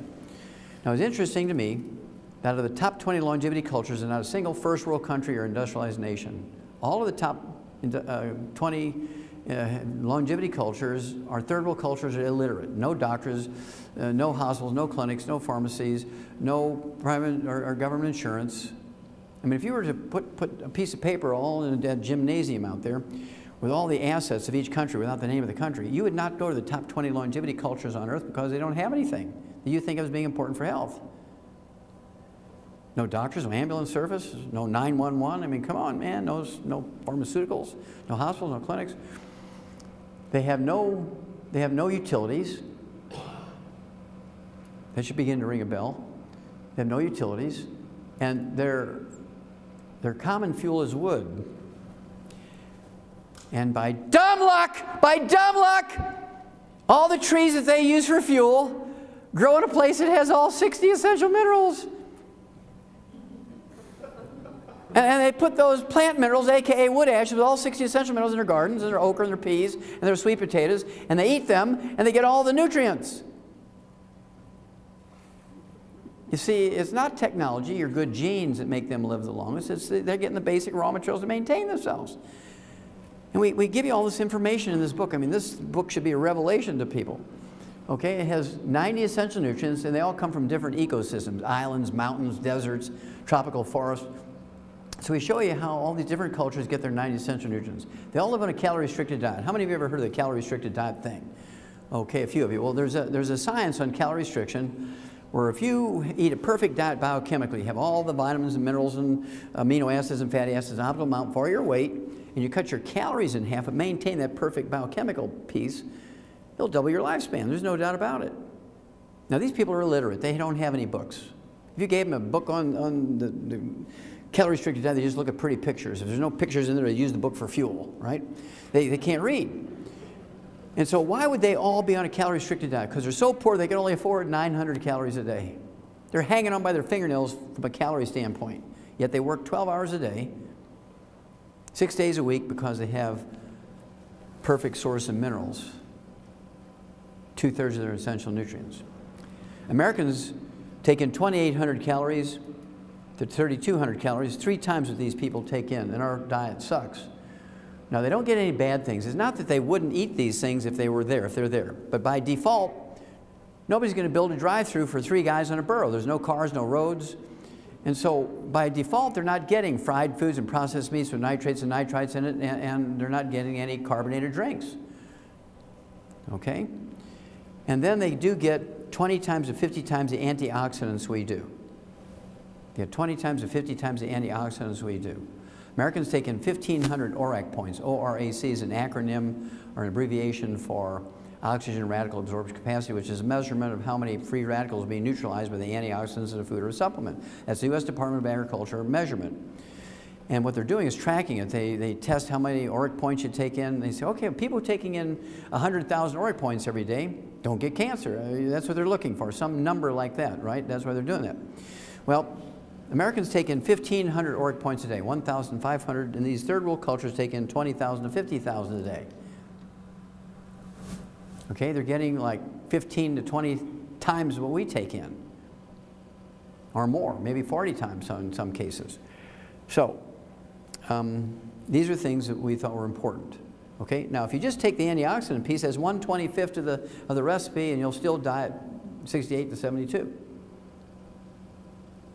Just taking a super juice will make you live 30 seconds longer. You need the other 24 pieces of the recipe too, particularly the 2/3, which are the minerals, right? Let's look at billionaires. Billionaires are billionaires because they have a net worth of at least $1 billion. Now, Forbes magazine looked at them, and I've been after them for like 10 years. Is there any studies on what kills billionaires? No, no, no, no, for years and years and years. Finally, in 2004, they came out with a study, so I take a little bit of credit for nudging them for 10 years to do that. What kills billionaires? And they say billionaires are killed by the same unglamorous things that kill everybody else. Stroke, heart attacks, diabetes, obesity, cancer, kidney failure, suicide, all the stuff that kills everybody else kills billionaires, right? The average lifespan of billionaires by 2004 was 78. Well, the average lifespan of a falling down red wine drunk in Minneapolis is 75. You don't gain a whole lot in longevity by being a billionaire. And then I want you to think about it. There's not, as of 2004, there had never been a billionaire that lived to be 100. Now think about it. How many of you have ever seen these newspaper reports, birthdays or death certificates or deaths of people who are 110, 120 kind of thing? Has anybody ever seen a white Harvard doctor live to be 100 in the newspaper? No. They're always a little old black lady in East Texas, in Panhandle of Florida, in Louisiana, West Virginia, in the mountains someplace, in the swamps of Louisiana, because they have no utilities. And by dumb luck, the trees they're using for fuel have the 60 essential minerals in it. And all the people with high technology die younger. Well, they didn't like that. So they made them redo it, and in March of 2011, they redid it. Forbes magazine redid it in March of 2011. And they said there's still not been a billionaire that lived to be 100, but the average lifespan did change. It went from 78 in 2004 to 66 in 2011. They lost 12 years of average lifespan following the doctor's instructions. Now, the peak of American longevity occurred 20 years ago and has been dropping at an ever-accelerating rate since then. Women used to live 10 years longer than men. Well, now it's only 3 years longer than men. They're predicting within another 10 years, women and men will die at the same age on the average. Now, what's going on here? That's because baby boomers have depended on technology. They weren't getting the nutrition, and it's starting to show up now. Now here's a guy, intelligent as you can get, iPod, iPad, iPhone. This guy was a genius in marketing. He was a genius in electronics and computers. I mean, you got to give this guy credit. But when it came to health, he was an idiot. He dies at 56, 10 years before the average lifespan of the average billionaire. So what happened here?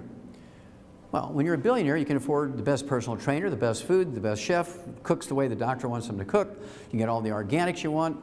I mean, you can get the best health care plans. You can hire the most expensive, maybe not the best doctors, but certainly the most expensive doctors.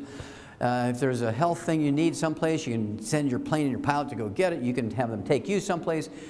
If you take out the billionaires by themselves and look at them as a separate demographic, they should be the healthiest and longest lived people in America, shouldn't they? If money meant anything for health, don't you think? Yeah. Okay. So, why is it he died at 56? Because he was a vegetarian. You know, he was a vegan. How many of you knew he was a vegan? He was a vegan. He was an unsupplemented vegan. Didn't supplement because he got the very best organic food. He was a vegan. Unsupplemented vegan because he got the very best. And his chef made him the very best organic vegetables, stir-fried in extra virgin olive oil. And as a result, from all the free radicals, he got pancreatic cancer. Now here came the juncture in the road. He should have gone to the Nicoyan Peninsula in Costa Rica and Central America because that's where the longest lived people on earth live. The people who live the longest on earth live in the Nicoyan Peninsula on the Pacific coast of Costa Rica. There's no doubt about it. They outlive everybody about 10 years. So he should have gone there and found the oldest of old persons, you know, great-great-great-great-great-great-grandma, and said, great-great-great-great-great-great-grandma, I want you to feed me like you've been eating. I want you to give me the herbs you would give somebody with really advanced cancer, and he'd still be alive today if he did.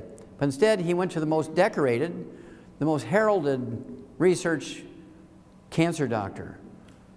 Bam! He was dead. As sure as they shot him in the head, they killed him. And now you know, as Paul Harvey would say, the rest of the story. Now, how many of you think that exercise is good for you? Raise your hand. Whether you believe it or not, how many of you heard that exercise is good? Let me rephrase it. Okay, I think everybody's heard that exercise is good for you. Well, exercise is one of the most dangerous enterprises you can be involved in. Exercise kills more Americans than terrorists. When you exercise, you sweat, don't you? When you exercise, you sweat. When you do physical work, you're throwing bales of hay, you're on a roof, roofing, you're a carpenter, you're a plumber, you're working in a steel mill and all the blast furnace and the heat, you're sweating, right? And people who love you want to take care of you. See, they know you're sweating in your exercise, or even Pee Wee League, or Pop Warner Leagues, all these little bitty kids out there exercising, men, women, doesn't matter, gender, age. And you say, look, honey, I want you to take plenty of what?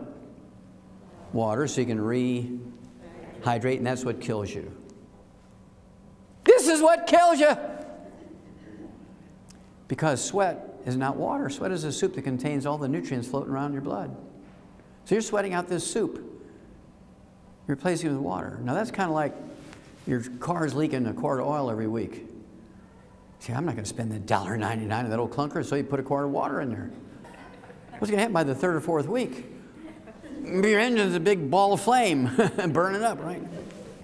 I mean, even an idiot living under the bridge who's going to steal your car is going to check the oil before he steals it, right? Why would he risk his freedom for taking a car with no oil in it? Okay, so it's problematic. As a result, when you take all professional athletes together, all sports, the average lifespan is 62. You take football players only, this just came out 2 years ago. I actually have the papers if you want me to prove it. The average lifespan of professional football players is 51. And with the exception of 3 black guys from the old Negro Baseball League days back in the 1920s, there's never been a professional athlete ever lived to be 100. There's never been a billionaire lived to be 100. So all the things that you think of as being important for health and longevity aren't real. I speak for hours on athletics. I deal with professional teams and Olympic teams and so on. But let me just show you this. You've all heard of ACL injuries and cartilage injuries and tendon injuries and muscle things. These guys get $10 million a game, and this is what happens to them. I mean, they're supposed to be the fit of the fittest. They're drinking water or Gatorade. If they're drinking Gatorade, they're 88 sharp. If they're drinking water, they're 100 sharp, 90 sharp. I want you to look at my left hand. My left hand is the nutritional reserves in the body. And here you are, you're sweating, working out, whatever you're doing, you're sweating, and you're drinking water. What's happening to your nutritional reserves? They're going down because you're replacing soup with water, right? You reach a point at which your tendons can't maintain themselves and they break down. You go a little farther, your cartilage starts shredding. Go a little farther, you get diabetes and heart disease. Go a little farther, bam, you're dead. And now again, you know the rest of the story. I love water, we sell water, but I put a lot of things in it.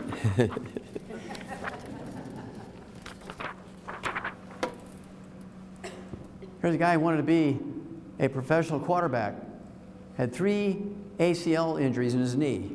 How many knees does a guy have? Elizabeth Taylor had 7 hip replacements. How many hips did Elizabeth Taylor have? You see, there's no law requiring a doctor to cure you. As long as you'll accept treatment, you have good insurance. Well, insurance will pay for it. Go ahead, doc.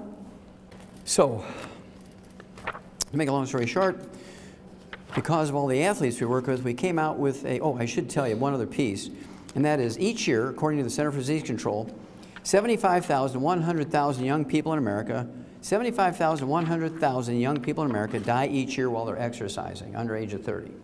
Now, wait a minute, it's supposed to be good for you. Yeah, right. Who told you that? The doctors told you exercise is good for you. Don't take any vitamins, minerals, drink plenty of water. And so we came up with a sports drink called Rebound. It has 100 nutrients in it. So if you have somebody you love who's sweating in their labor or because they play sports, you need to get them on the Rebound. It has 100 nutrients in it. Let's look at doctors. U.S. News Report, February 2005.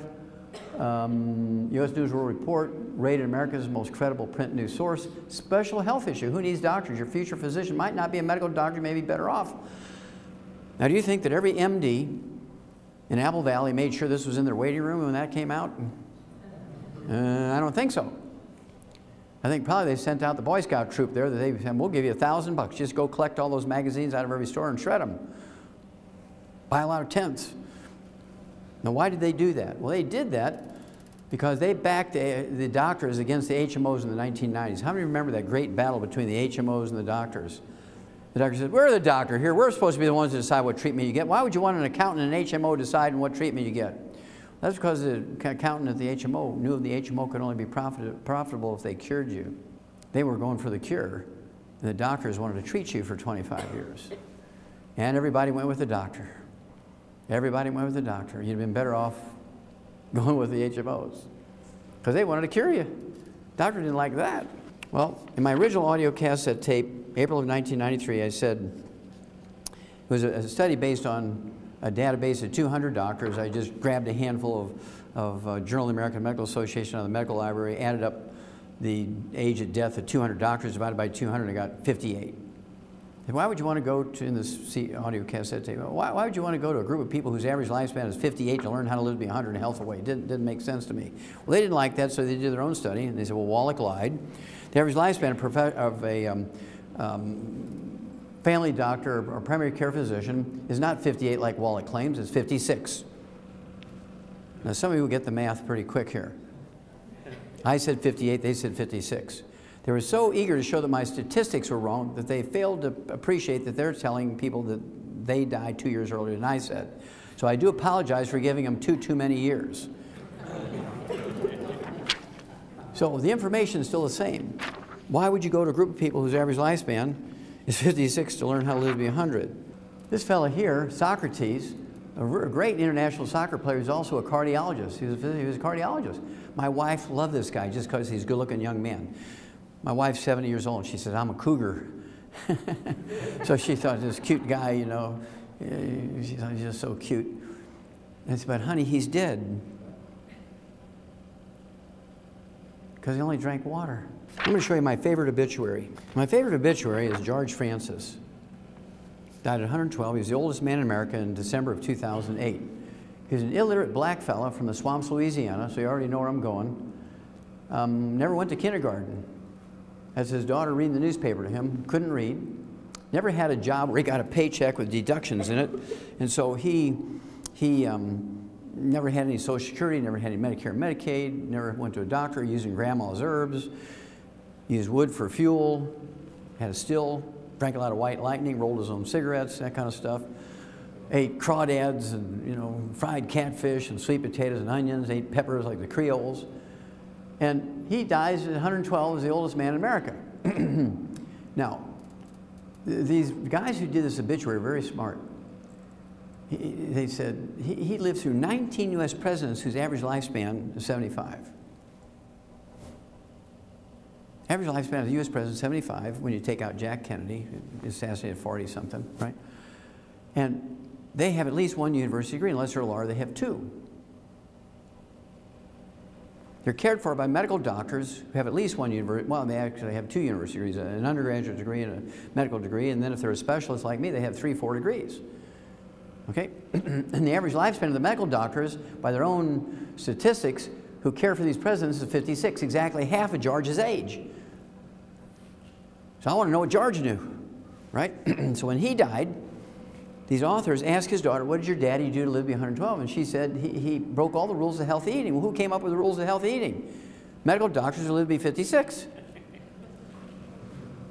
Says he broke all the rules of healthy eating with a diet heavy on dairy, eggs, and lard sandwiches, nothing but cholesterol and saturated fat. Hooah! Now, we laugh at that, but there's a message here. There's a message here. It's part of that book, Immortality. When you see what these people eat, you blow your mind. Just the opposite of what doctors say is good for you. And so, why did he live to be 112 eating eggs, dairy, and lard sandwiches? Because cholesterol and saturated fat is not bad.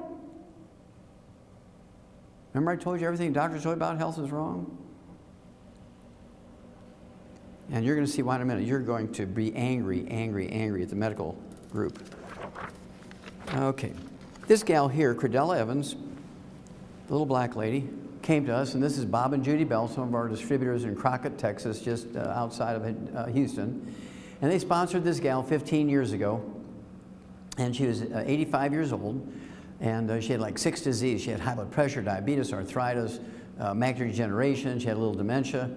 And we changed her diet, and we got her on the 90 essential nutrients appropriate for her body weight, and 15 years later, July 8th of this year, she turns 100.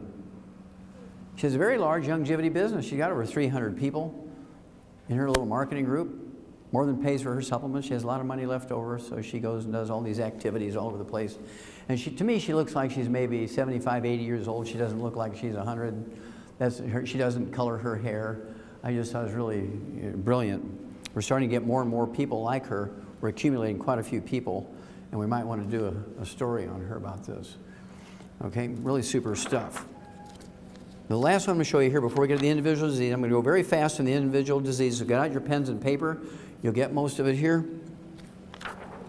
The last one I'm going to show you before I get to the diseases is this one. This is the oldest person we know on Earth. Now, there's probably people who are older than her, but we don't know about them.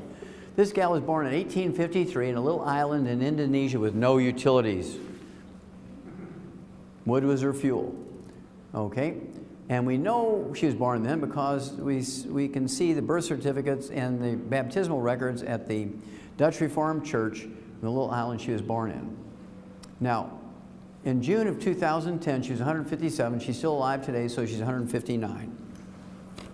No doctors on that island. And since this is a fairly academic group, I'm going to throw this one in here, which I don't often, but it's really a great story. When Linus Pauling got his first of 2 Nobel Prizes, the first Nobel Prize he got was for studying the nutrition of genes. Genes require nutrients to function. You take a gene, you throw it in a bucket of saline water and say, okay, gene, you're a good gene, go for it, make something. Make a protein. Gene just sits there like tar baby. Gene can't do nothing without nutrients. Needs raw material like a factory, right? You need raw materials, you need energy, you need employees, you need parts, and all this stuff. Well, genes are the same way. Genes are just a blueprint. Uh-oh. What did the genome do for us after we spent $1 trillion? Nothing! After 20 years of mapping out the genome, they still haven't cured the cold. They haven't cured anything because genes by themselves do nothing. They require 90 essential nutrients too. Ha ha, interesting. This new science is called epigenetics. How many of you heard of the term epigenetics? Okay, a few of you, good. Now I've been involved in this for a long time. And this is where it's at, because genes will not work without nutrition. And what he said when he received his first Nobel Prize for doing research into the nutrition of genes and chromosomes and enzymes, he said, you can trace every sickness, every disease, and every ailment to a mineral deficiency. Whoa, that's heavy. That is heavy. Do you think the medical system liked him? No. They actually he should have got a 3rd Nobel Prize because he was the one that first proposed that the double helix was how the chromosomes and genes were laid out. He proposed it. He figured it out 20 years before Watson and Crick got their Nobel Prize for it. And they got their idea by reading his stuff. And he was cheated. He should have shared that Nobel Prize with them. But they took his passport away from him because the doctors insisted he was a communist. And he couldn't go to Europe and study with the gal by the name of Franklin, who was doing all the X-ray stuff to determine the double helix.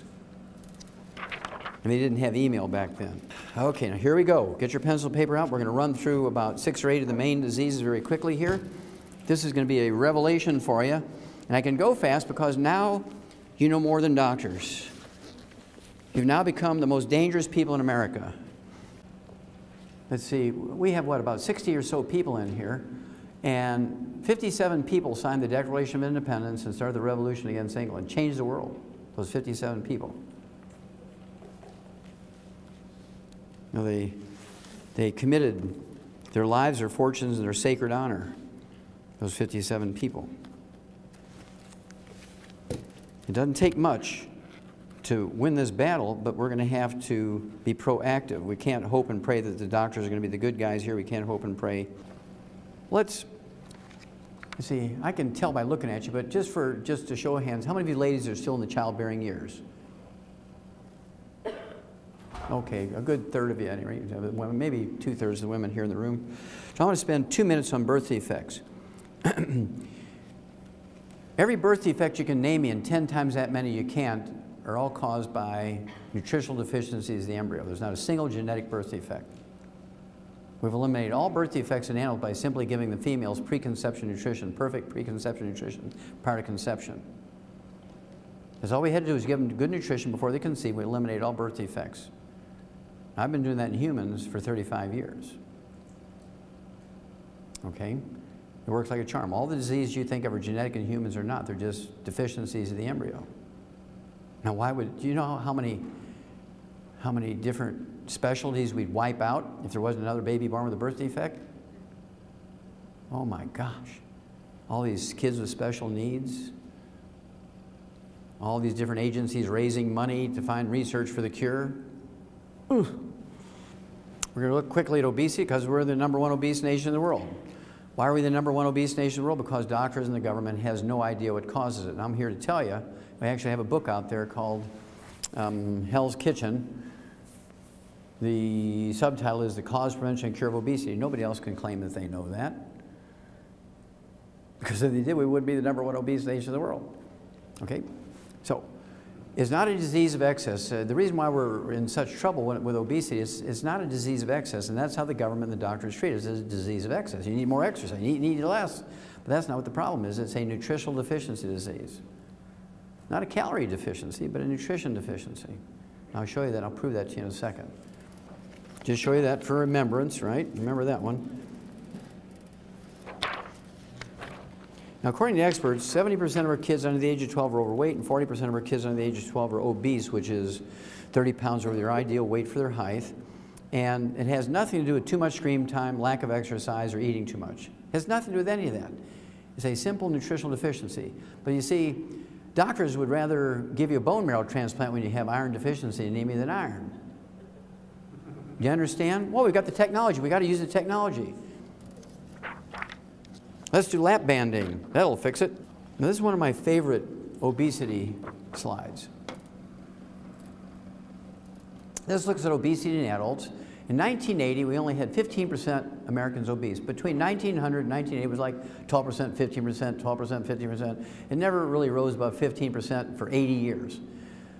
Boy, in here it just started going up like crazy. By 2000, 20 years later, it doubled, more than doubled. What happened? Well, right here, they took all the fat out of our diet. It's hard to find fat. I mean, everything is no fat, low fat, or fat-free. And we're getting fat. Then, anybody here ever raise livestock? Anybody fatten cattle or sheep or pigs? Now, do you feed them ice cream and lard and eggs to fatten them up? Do you feed them whole grains to fatten them up, classically? And the answer is yes. You feed them whole grains. 99% of farmers feed their cattle and pigs and sheep and chickens whole grains to fatten them up. Now, wait a minute, didn't they tell you to eat whole grains? Huh. Let's have a look at that. Now, you see, this is what you're getting following the doctor's instructions. No fat and eating whole grains. Exercising. Now, if the doctors were correct, the chart should look like that. If the government was correct, the chart should look like that. But following their directions for 20 plus 12 years is 32 years. Uh-oh, Houston, we have a problem here.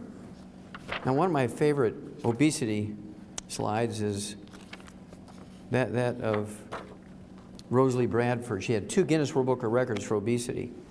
Number 1, she's the heaviest woman ever officially weighed by the Guinness World Book of Records. She weighed 1,242 pounds.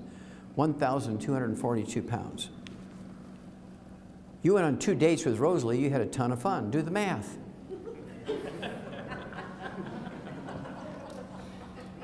Now, she also had her second Guinness World Book of Records. She lost the most weight, 736 pounds, between 1987 and 1994. This is not lose 10, gain 5, lose 10, gain 5 or kind of thing. This is lose, lose, lose, lose, because they did a lap banding on her and they put her on a 500-calorie diet, and she, over those years, she lost 736 pounds. That's like 3 people.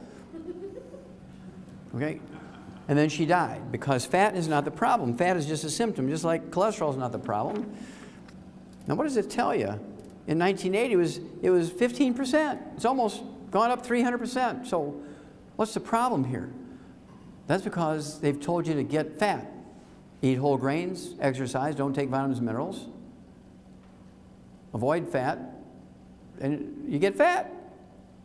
I mean, if you're not careful, you could wind up in Ruth's Chris Steakhouse as the meal instead of the eater. No end in sight for the obesity epidemic. Why is that? Because there's 80 million baby boomers come along who eat whole grains, exercise, and don't take vitamins and minerals. I'm going to give you 3 clues, and then I'm going to give you the answer. Don't forget the book, Hell's Kitchen. This gal here, Natalie Hayhurst from Terre Haute, Indiana, is driven to eat light bulbs. Now, they say it's a rare condition, but it's not a rare condition. This happens several million times a day in America. She prefers wood, paper products, cardboard, sticks. She likes rocks, dirt. She eats Diet Coke cans. She won't eat classic Coke cans, only Diet Coke cans. She's eaten little magnets out of shower curtains. She loves plastic bottles and toys. I think that's why McDonald's took the toy out of the Happy Meal. So what is this condition? Well, you can call it pica, the munchies. You can call it, you know, that kind of stuff. But she has that condition because she's minerally deficient.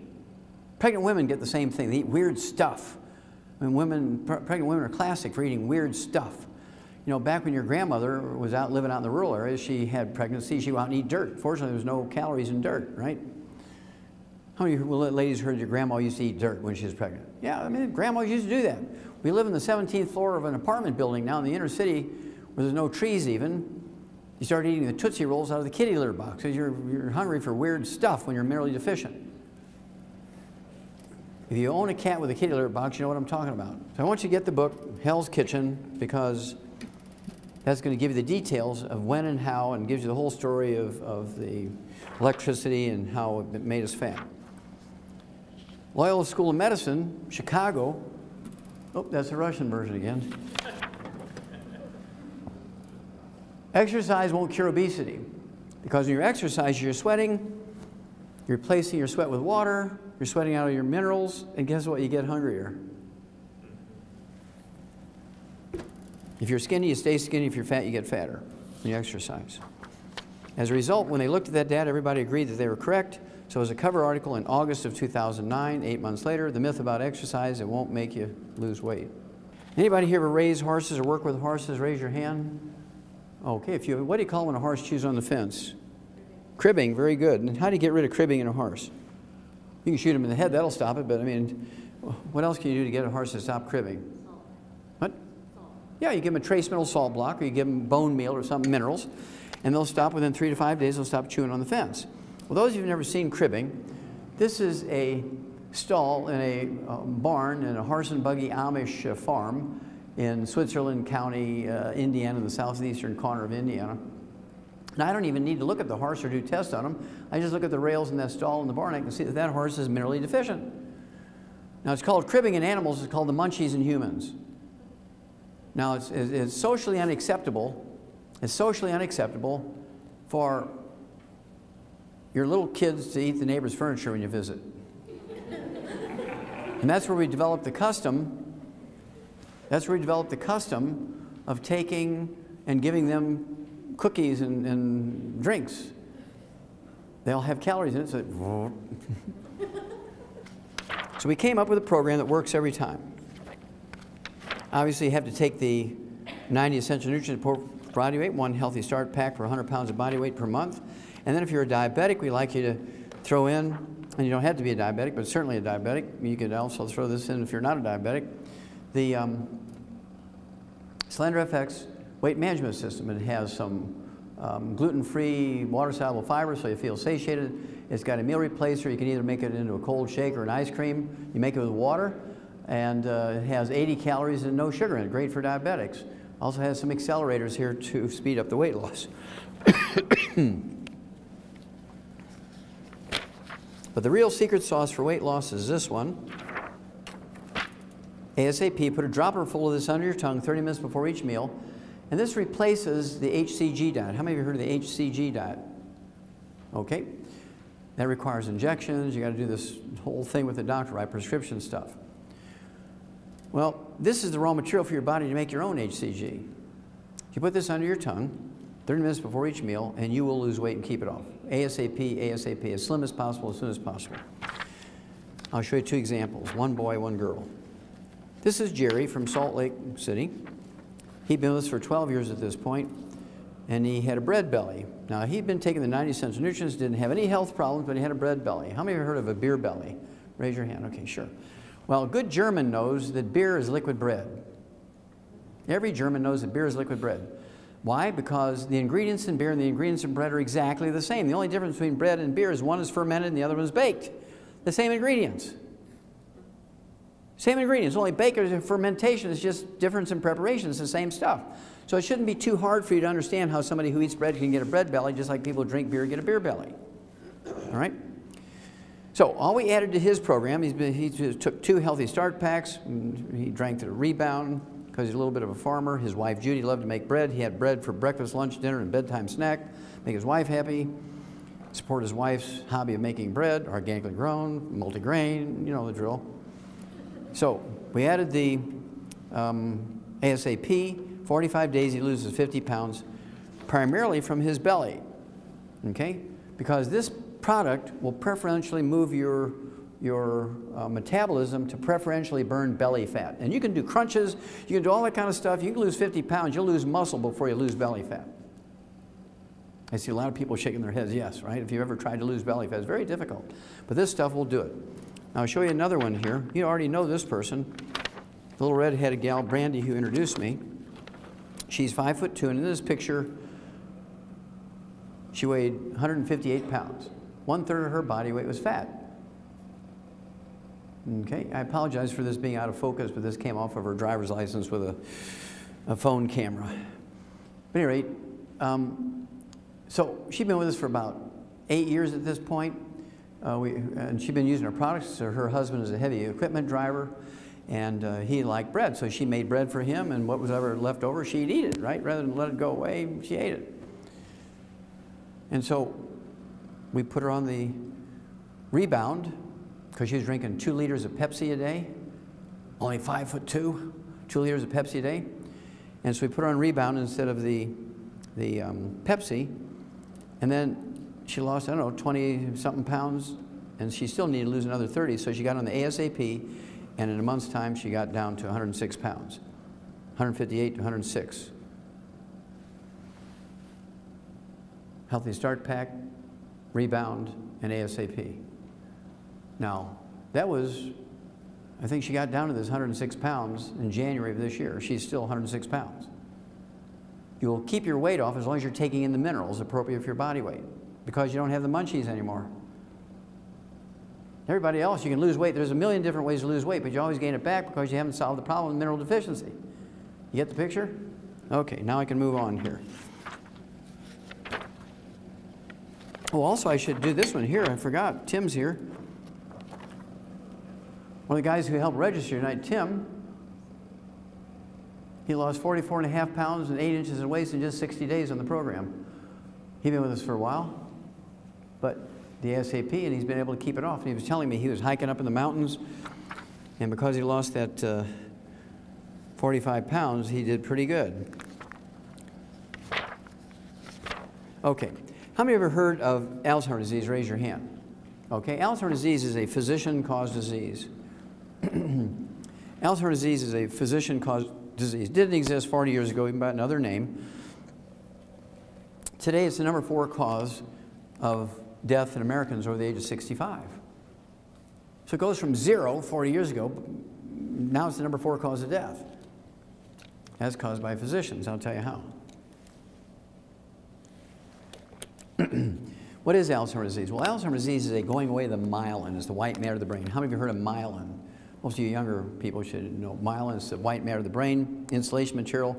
And when it goes away, the naked nerve fibers all tangle up. It's one of the diagnostic features of Alzheimer's disease. At autopsy, you get these nerve tangles. You've probably all read about nerve tangles. And this is caused by the myelin going away. Well, myelin makes up 75% of your brain weight. The gray matter of your brain, the thinking part, the memory part, the problem-solving part of your brain, it only makes up 2% of your brain weight. It's like 2 millimeters of this little covering of the white matter. The white matter makes up 75% of your brain weight. Well, this Myelin, this white matter of the brain that makes up 75% of your brain weight, is 100% cholesterol. So you go on a cholesterol-restricted diet, you take cholesterol-lowering drugs, bam, you have Alzheimer's disease. Because you can't maintain the white matter in your brain anymore. You're giving up all the raw materials, you're taking drugs to drive your cholesterol down because doctors said it would make you live longer. Let's have a look.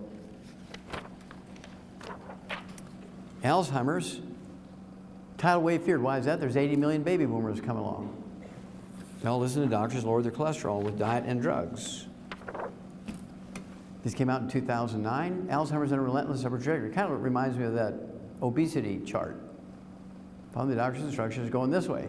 Why? Because numbers look particularly grim for baby boomers who follow the doctor's instructions. Exercise, drink plenty of water, don't eat fat, eat plenty of whole grains. Oh yeah, use oils instead of lard and dairy and eggs, like George Francis. Oh, you're going to see a lot of this kind of stuff now. A mother and son share the bonds of love, Alzheimer's disease, and the same doctor who lowered their cholesterol. Now, any Mormons in here tonight? Any Mormons? Any Mormons? Any Mormons? Oh, I'm disappointed. No Mormons. Okay. Any Seventh-day Adventists? Any? Okay. Now, the reason why I'm asking that question is 2004, Johns Hopkins School of Medicine came out with a wonderful study on Alzheimer's disease. They went to Cache County, Utah. And they chose Cache County, Utah. I mean, you could get 5,000 people for a study in Baltimore, Maryland, right? So why did they go all the way out to Cache County, Utah? Well, that's because in Cache County, Utah, they're extremely religious Mormons. They're almost like Orthodox Jewish people when it comes to their diet. They actually have a book called The Words of Wisdom, which supplements the Book of Mormon, and it tells them what to eat, what not to eat, right? And so all of these people in Cache County, Utah, the oldest living people in America, they live to be 87. Seventh-day Adventists live to be 85. The Mormons as a group live to be 85, but the Mormons in Cache County, Utah live to be 87. They're all farmers, very religious farmers with a background from Scotland. They all come, just all their culture comes from Scotland. So culture the same genetic pool, same diet, their same profession, live in the same county, same everything. Same diet. It was really a great study. I mean, it was like laboratory rats, right? It was just perfect. And what they did was take 5,000 of these people over the age of 65. They gave half of them a couple of vitamins, and the other half they gave a sugar pill. It was a blind study. Nobody knew who was getting what. Well, at the end of the study, those getting the vitamins reduced their risk of Alzheimer's disease by 78%.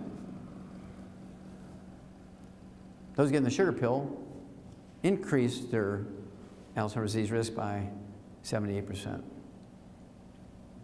But you have to remember, the diet was the basic thing, okay? Now in the animal industry, we give them the perfect diet, very similar to the Mormon diet, and the Jewish diet, and the Seventh-day Adventist diet, but we also add all 90 essential nutrients. We eliminate Alzheimer's disease in animals by 100%.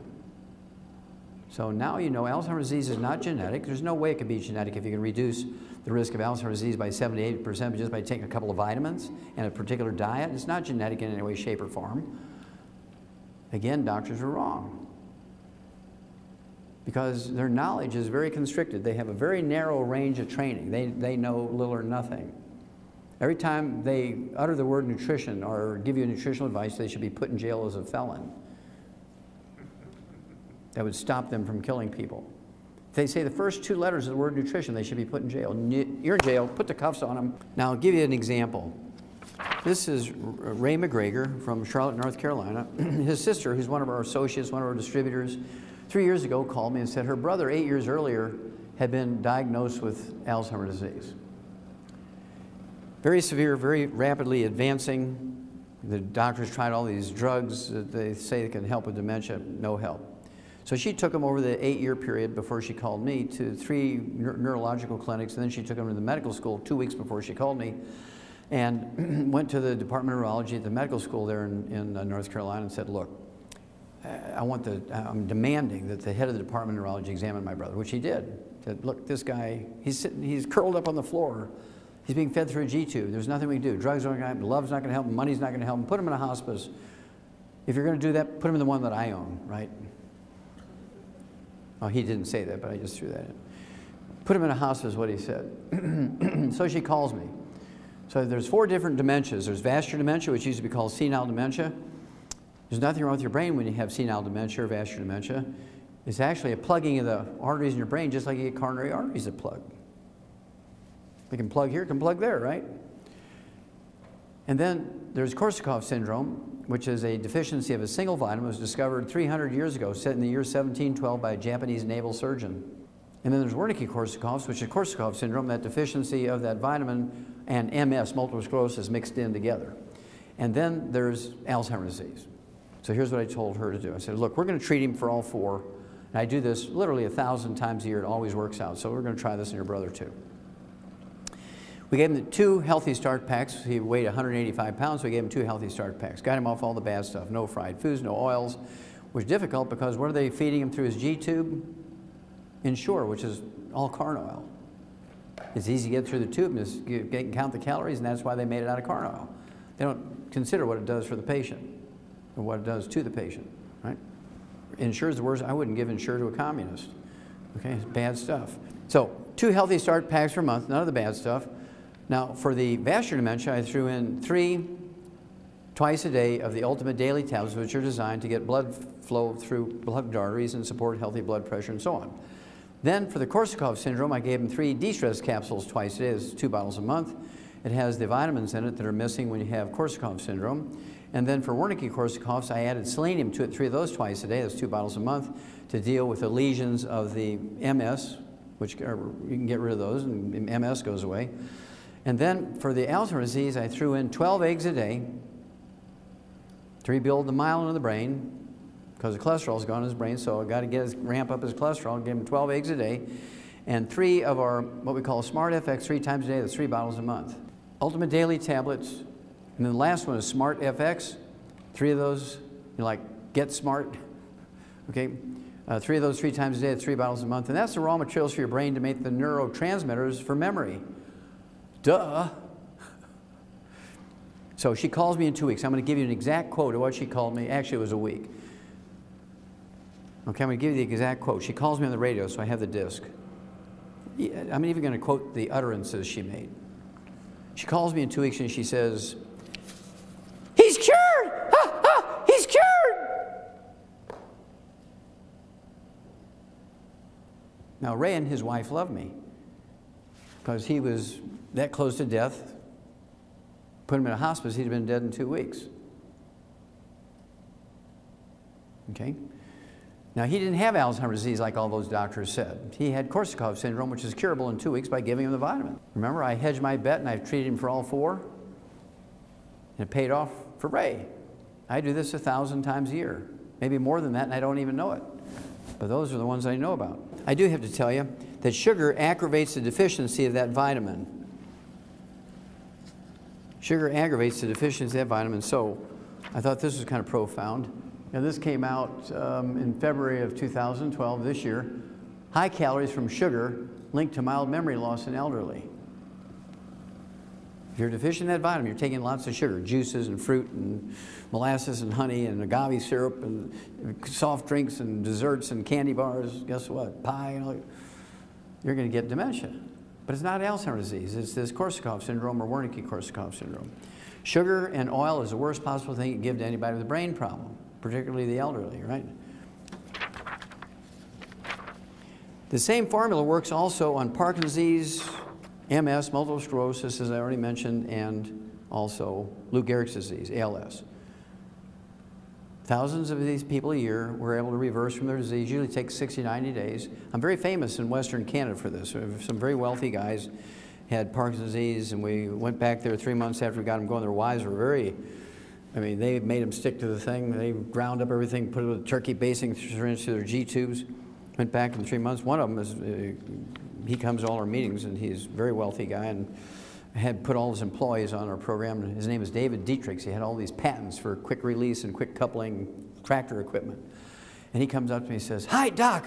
I really don't remember you, but you're the guy that saved me. I'm the one that used to have Parkinson's disease." And he was a vegetable when I first met him. And now he's perfectly healthy in just 3 months. And he'd been getting worse and worse and worse for 12 years. You're very dangerous now, because now you know. Okay, arthritis. 98% of all arthritis is a simple mineral deficiency disease. Only 2% of arthritis is rheumatoid arthritis caused by an infection that's curable in 2 weeks. You can cure rheumatoid arthritis in 2 weeks with antibiotics. We've known that for 70 years. But see, there's no law requiring doctors to cure you, so how do they treat you? Let's see here. They give you prednisone, cortisone, they give you methotrexate, they give you gold shots, they do joint replacements, $750,000.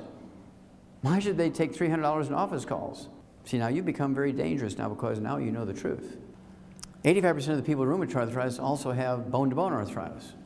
So you still, even with rheumatoid arthritis, even though it's an infection, when it's advanced, they're all gnarled up, even people like that, within a year, we can get them playing concert piano. We've done it hundreds of times. You know, they're all gnarled up.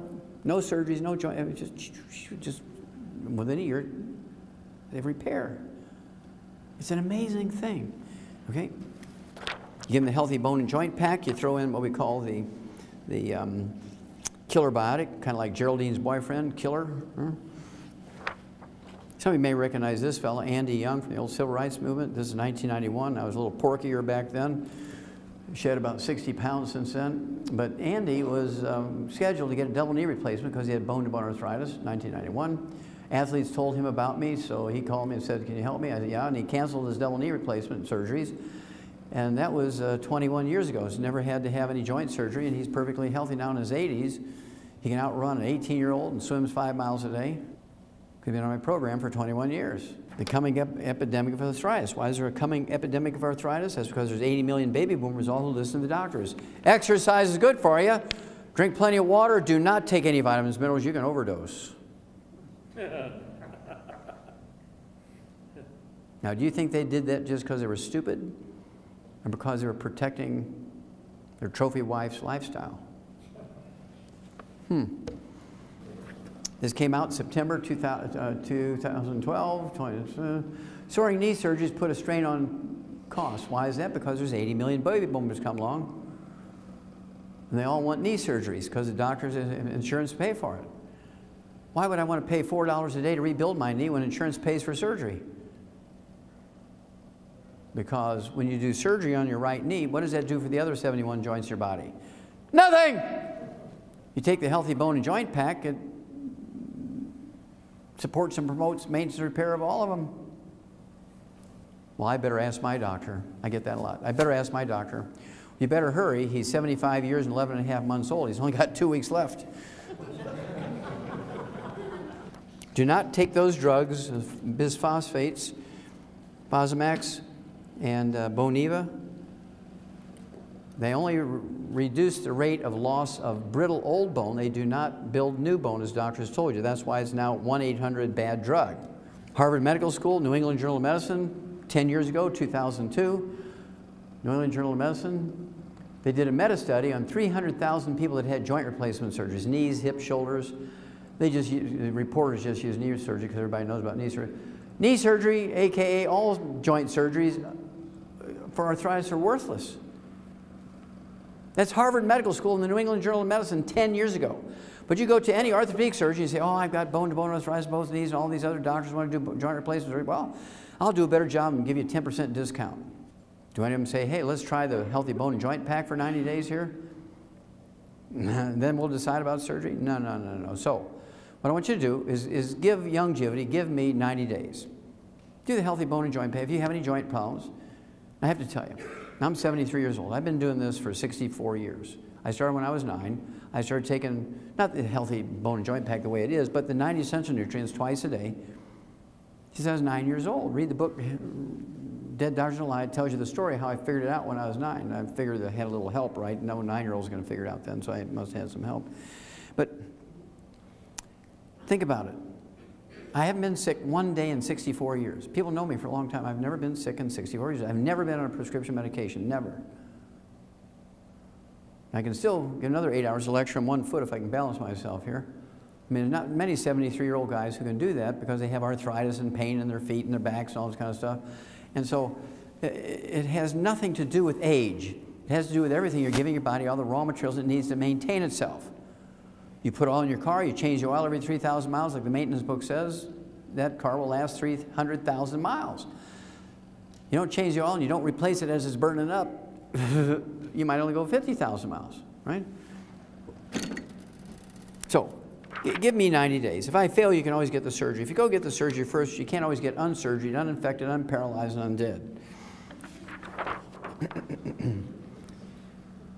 4 years later, the same group of doctors, same database, looked at back surgery, low back pain, sciatica, restless leg syndrome, peripheral neuropathies, numbness, burning, tingling in your neck and feet and hands and so forth, degenerative disc disease, surgery unnecessary for sciatica and low back pain, low back problems. Give me 90 days. If I fail you with a healthy bone and joint pack, you can always, right? You can always go get the surgery. But you don't want to go get surgery first because of all the terrible things that they do to patients for back surgery. That's the worst. I see people all the time. They're all neuro. Oh yeah, they put 2 rods in my back 14 years ago and I'm doing fine now. Everything's good. Yeah, give me 90 days. Okay, diabetes is a simple mineral deficiency disease. It's not genetic in any way, shape, or form. We've known that for 70 years. It's a simple nutritional deficiency disease. But again, doctors are not obligated to cure you when there's a cure available. They're a protected monopoly. They can do what they want. And as long as you agree to it, everybody's happy. Why is there going to be a diabetes epidemic? 80 million baby boomers come along. Exercise, sweat out your nutrients, drink plenty of water. Don't take vitamins and minerals, you can overdose. I must hear that 1,000 times a day if I hear it once. I don't know who to strangle first, the patient or the doctor.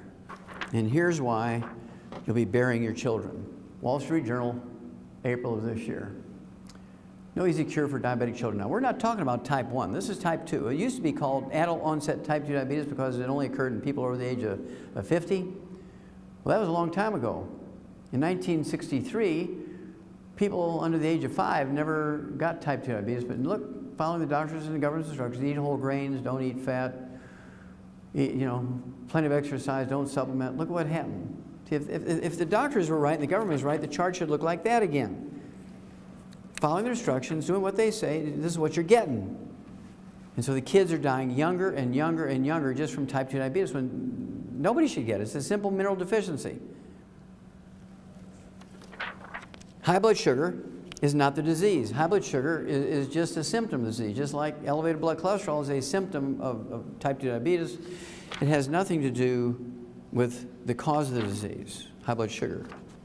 Do not get statin drugs because they increase your risk of diabetes, type 2 diabetes, by 50%. And this came out, in 2012, right? Just like the other one I showed you. I don't get all the easy ones. When I get people with diabetes, I usually get them with complications. Here's some gangrene of the foot.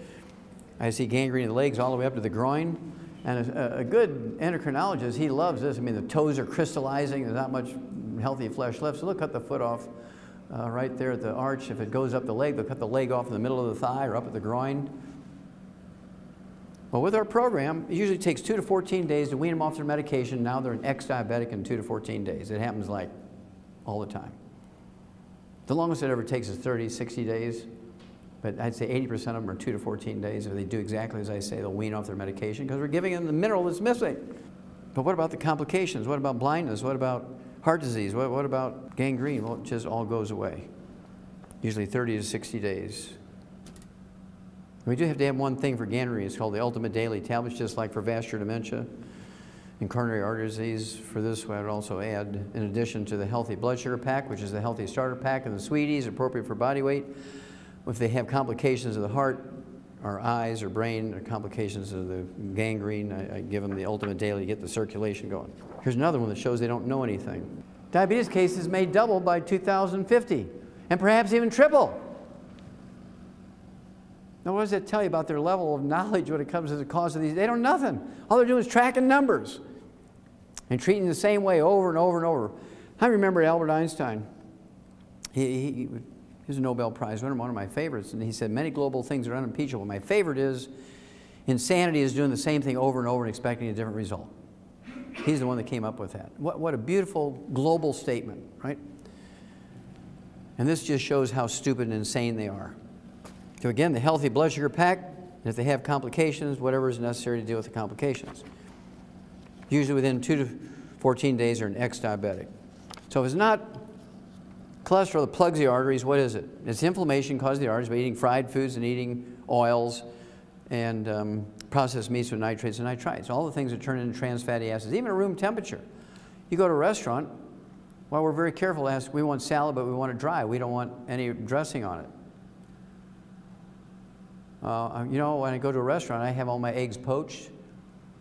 At home, I'll soft scramble my eggs in butter because I know I'm using butter. If I ask the cook in an IHOP or a Denny's to scramble my eggs in butter, you know what they're going to do? They're going to use honey that tastes like butter because it's cheaper. And they think they're doing me a favor because it's, you know, it's an oil or margarine. I want to be like George Francis. It'll be 112, at least. Okay? So the secret killer is not cholesterol. How many of you heard of the Saturday Evening Post? See, young people don't even know it. I thought it was a dead magazine. Ted, I didn't even know it still existed. This is a May-June 2012 issue, cover article. Pill shocker, cholesterol meds may be useless. They left out 2 words. They should have said cholesterol meds may be useless and dangerous. Article's title was The Cholesterol Conundrum. One of the doctors interviewed for the information in that article said, everything you've heard about cholesterol and heart disease is wrong. Who told everybody that? Doctors. And then a summary of speaking to 12 different doctors. These authors of this article spoke to 12 different doctors who were primarily heads of the departments of cardiology at medical school, said, here's the summary, cholesterol levels are actually a fairly weak predictor of who will have a heart attack. What? What? Now this is just the opposite of what they said even 2 weeks before this article came out. Now I said this in '71 and they thought I was an idiot. Now they're saying what I said 41 years earlier. Okay?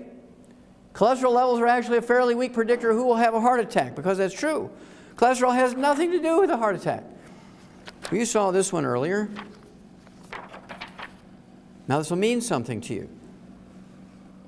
Good cholesterol, not so beneficial. Higher HDL, high density lipoproteins, the good cholesterol levels don't reduce heart attacks. Lower your cholesterol of any kind, good or bad, doesn't reduce heart attacks because it doesn't cause it. You spent $1 trillion a year for 50 years for nothing. You spent all that money and all that energy and all that consideration eating stupidly, and you ranked 92nd in the world in healthfulness. 60th in longevity. That's what you got for following the doctor's instructions. All these illiterate people out there doing just the opposite of what doctors say, just because they're illiterate, live to be 112. Pediatricians want in on the largesse now. They want to get the kickbacks too, so they're going to start giving 8-year-olds statin drugs to lower their cholesterol, because they think if we lower the cholesterol levels in kids 8 years old, we'll prevent heart disease in adults. And what you're going to say is, no! Do not let them give your kids cholesterol-lowering drugs, because they will die before they're 20 and you'll be standing at a gravesite burying your children. And the last thing I'm going to share with you is my favorite article on cholesterol. We'll talk about high blood pressure and I'll be done. This is the last one on cholesterol, but it's my favorite article on cholesterol. Normal cholesterol in an 88-year-old man, let's call him Frank, who eats 25 eggs a day. Published in the New England Journal of Medicine. This is not a big study, this is a case report, but it's very valuable. This guy, Frank, goes in, 88 years old, for his annual physical. And Dr. Kern, who's a clinical doctor in the outpatient clinic at Harvard Medical School, which teaches young doctors how to be doctors, and that's scary. And Dr. Kern comes to Frank and says, look, you're in pretty good shape for 88 years old. Man, we couldn't find anything wrong with you. I'm going to reward you. I'm going to give you a prescription of Viagra. And so Frank stands up and kind of lifts up his belt, and throws his shoulders back and says, well, I'm pretty good in that area. I don't need no Viagra. So the doctor says, really? What do you do? What do you do to be good in that area? He says, well, I eat 25 eggs a day. And the doctor says, what? The doctor's having a heart attack. What? You eat 25 eggs a day? So the doctor runs back into the lab and he reruns it himself. He couldn't believe the numbers. So he comes back and says, well, your blood cholesterol is 190 without medication. And why do you eat 25 eggs a day? He says, well, it makes me more studly. Now I want you to think about it. How many of you have heard of estrogen and progesterone?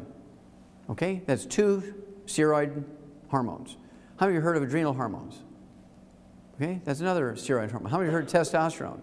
It's another steroid hormone. Those 4 hormones are steroid hormones. And they're 95% by weight cholesterol. So you go on a cholesterol-restricted diet, you take cholesterol-lowering drugs, and there ain't nobody home anymore.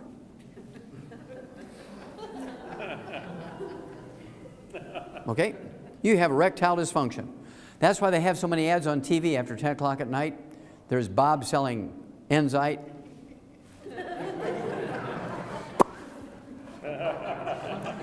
And the one I really love is Cialis. You know, this couple on the beach in the bathtubs? Now, their genetic line is going to die out. They're very stupid. You got to be in the same bathtub before there's the right moment.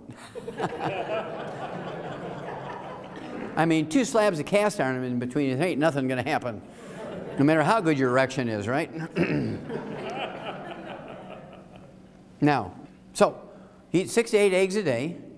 And, you know, Ted's and his wife Nasima, Brandy, they always eat with me a lot on the road. When I go to these places, I'll have a big steak. If it's breakfast time, I'll have 4 eggs that are poached with a big hamburger patty or a breakfast steak. And you can see all the people in the place are eating their organic multigrain waffles looking at me. And they don't even know it. They're dead men walking.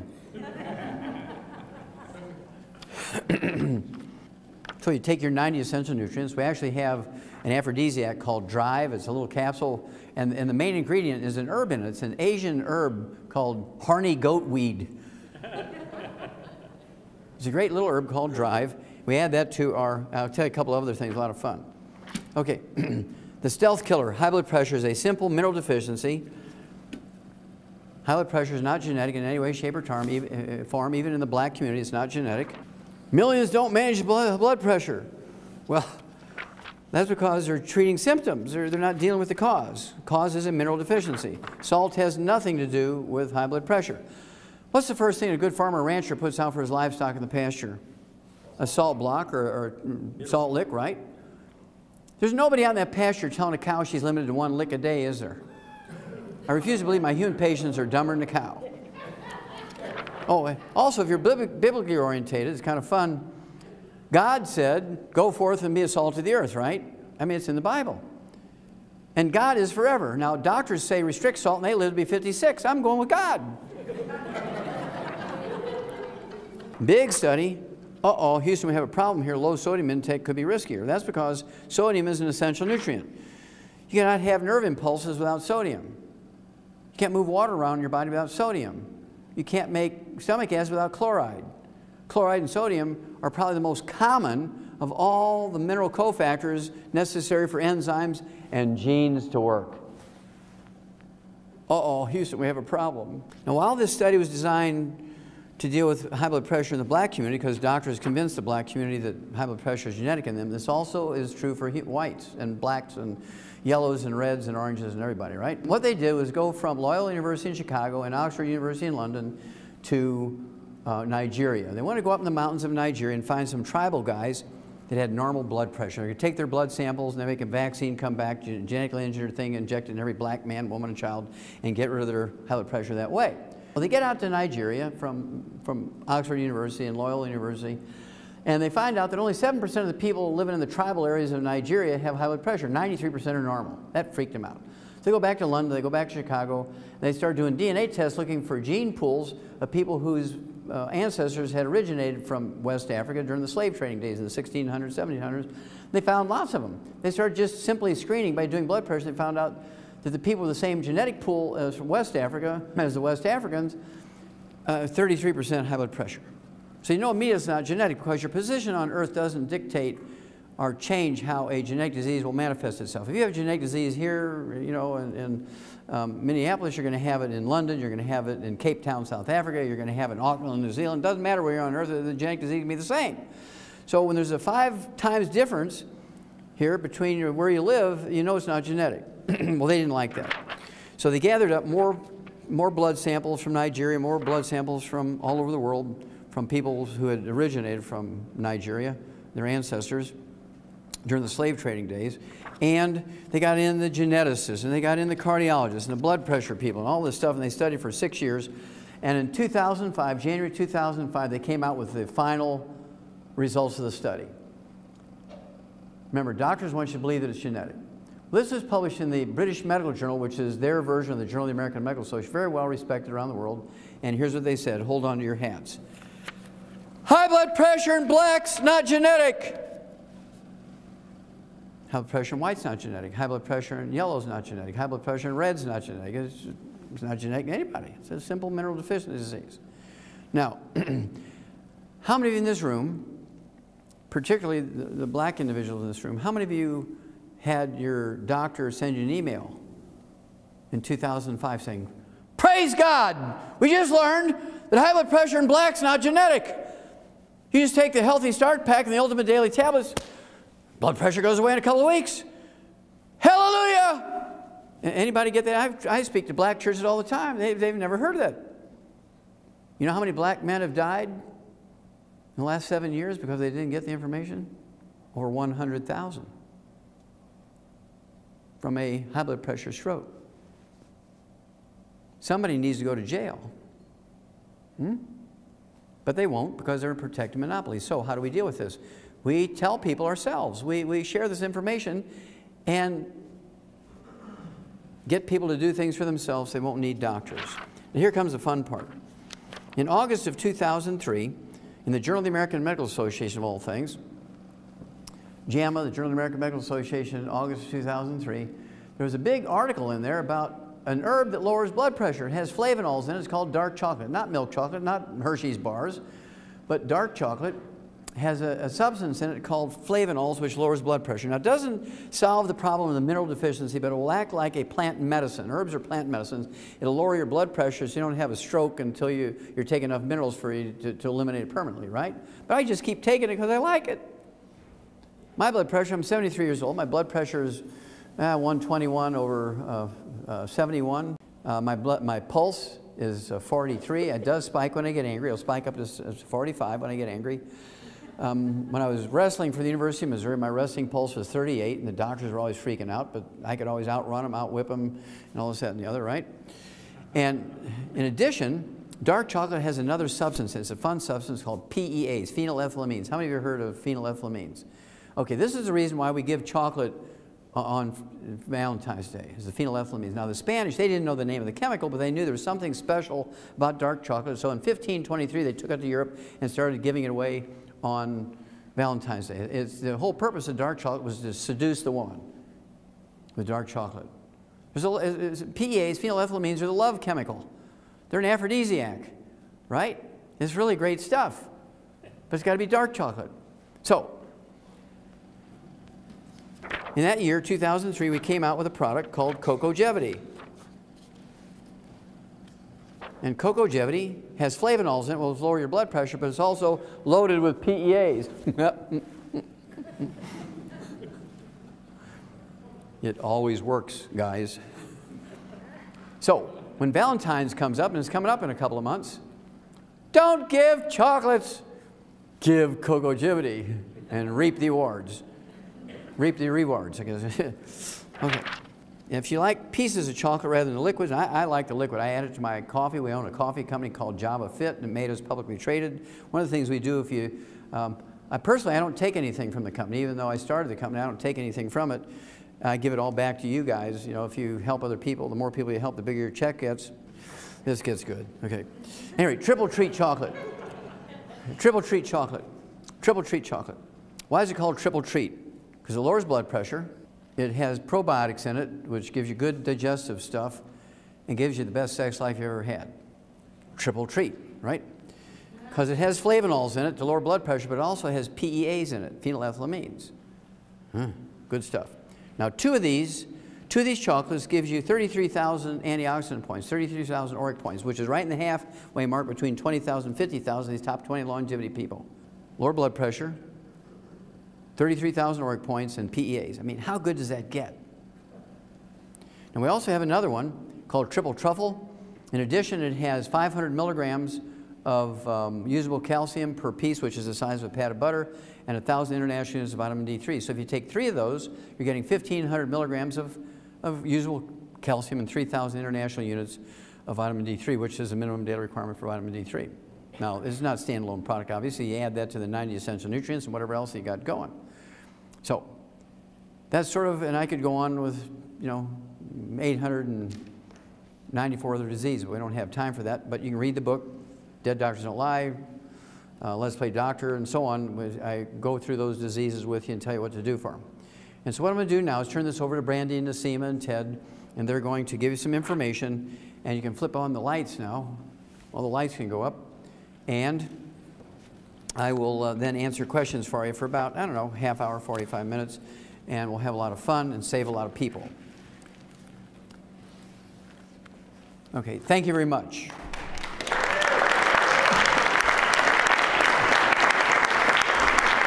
Hooah!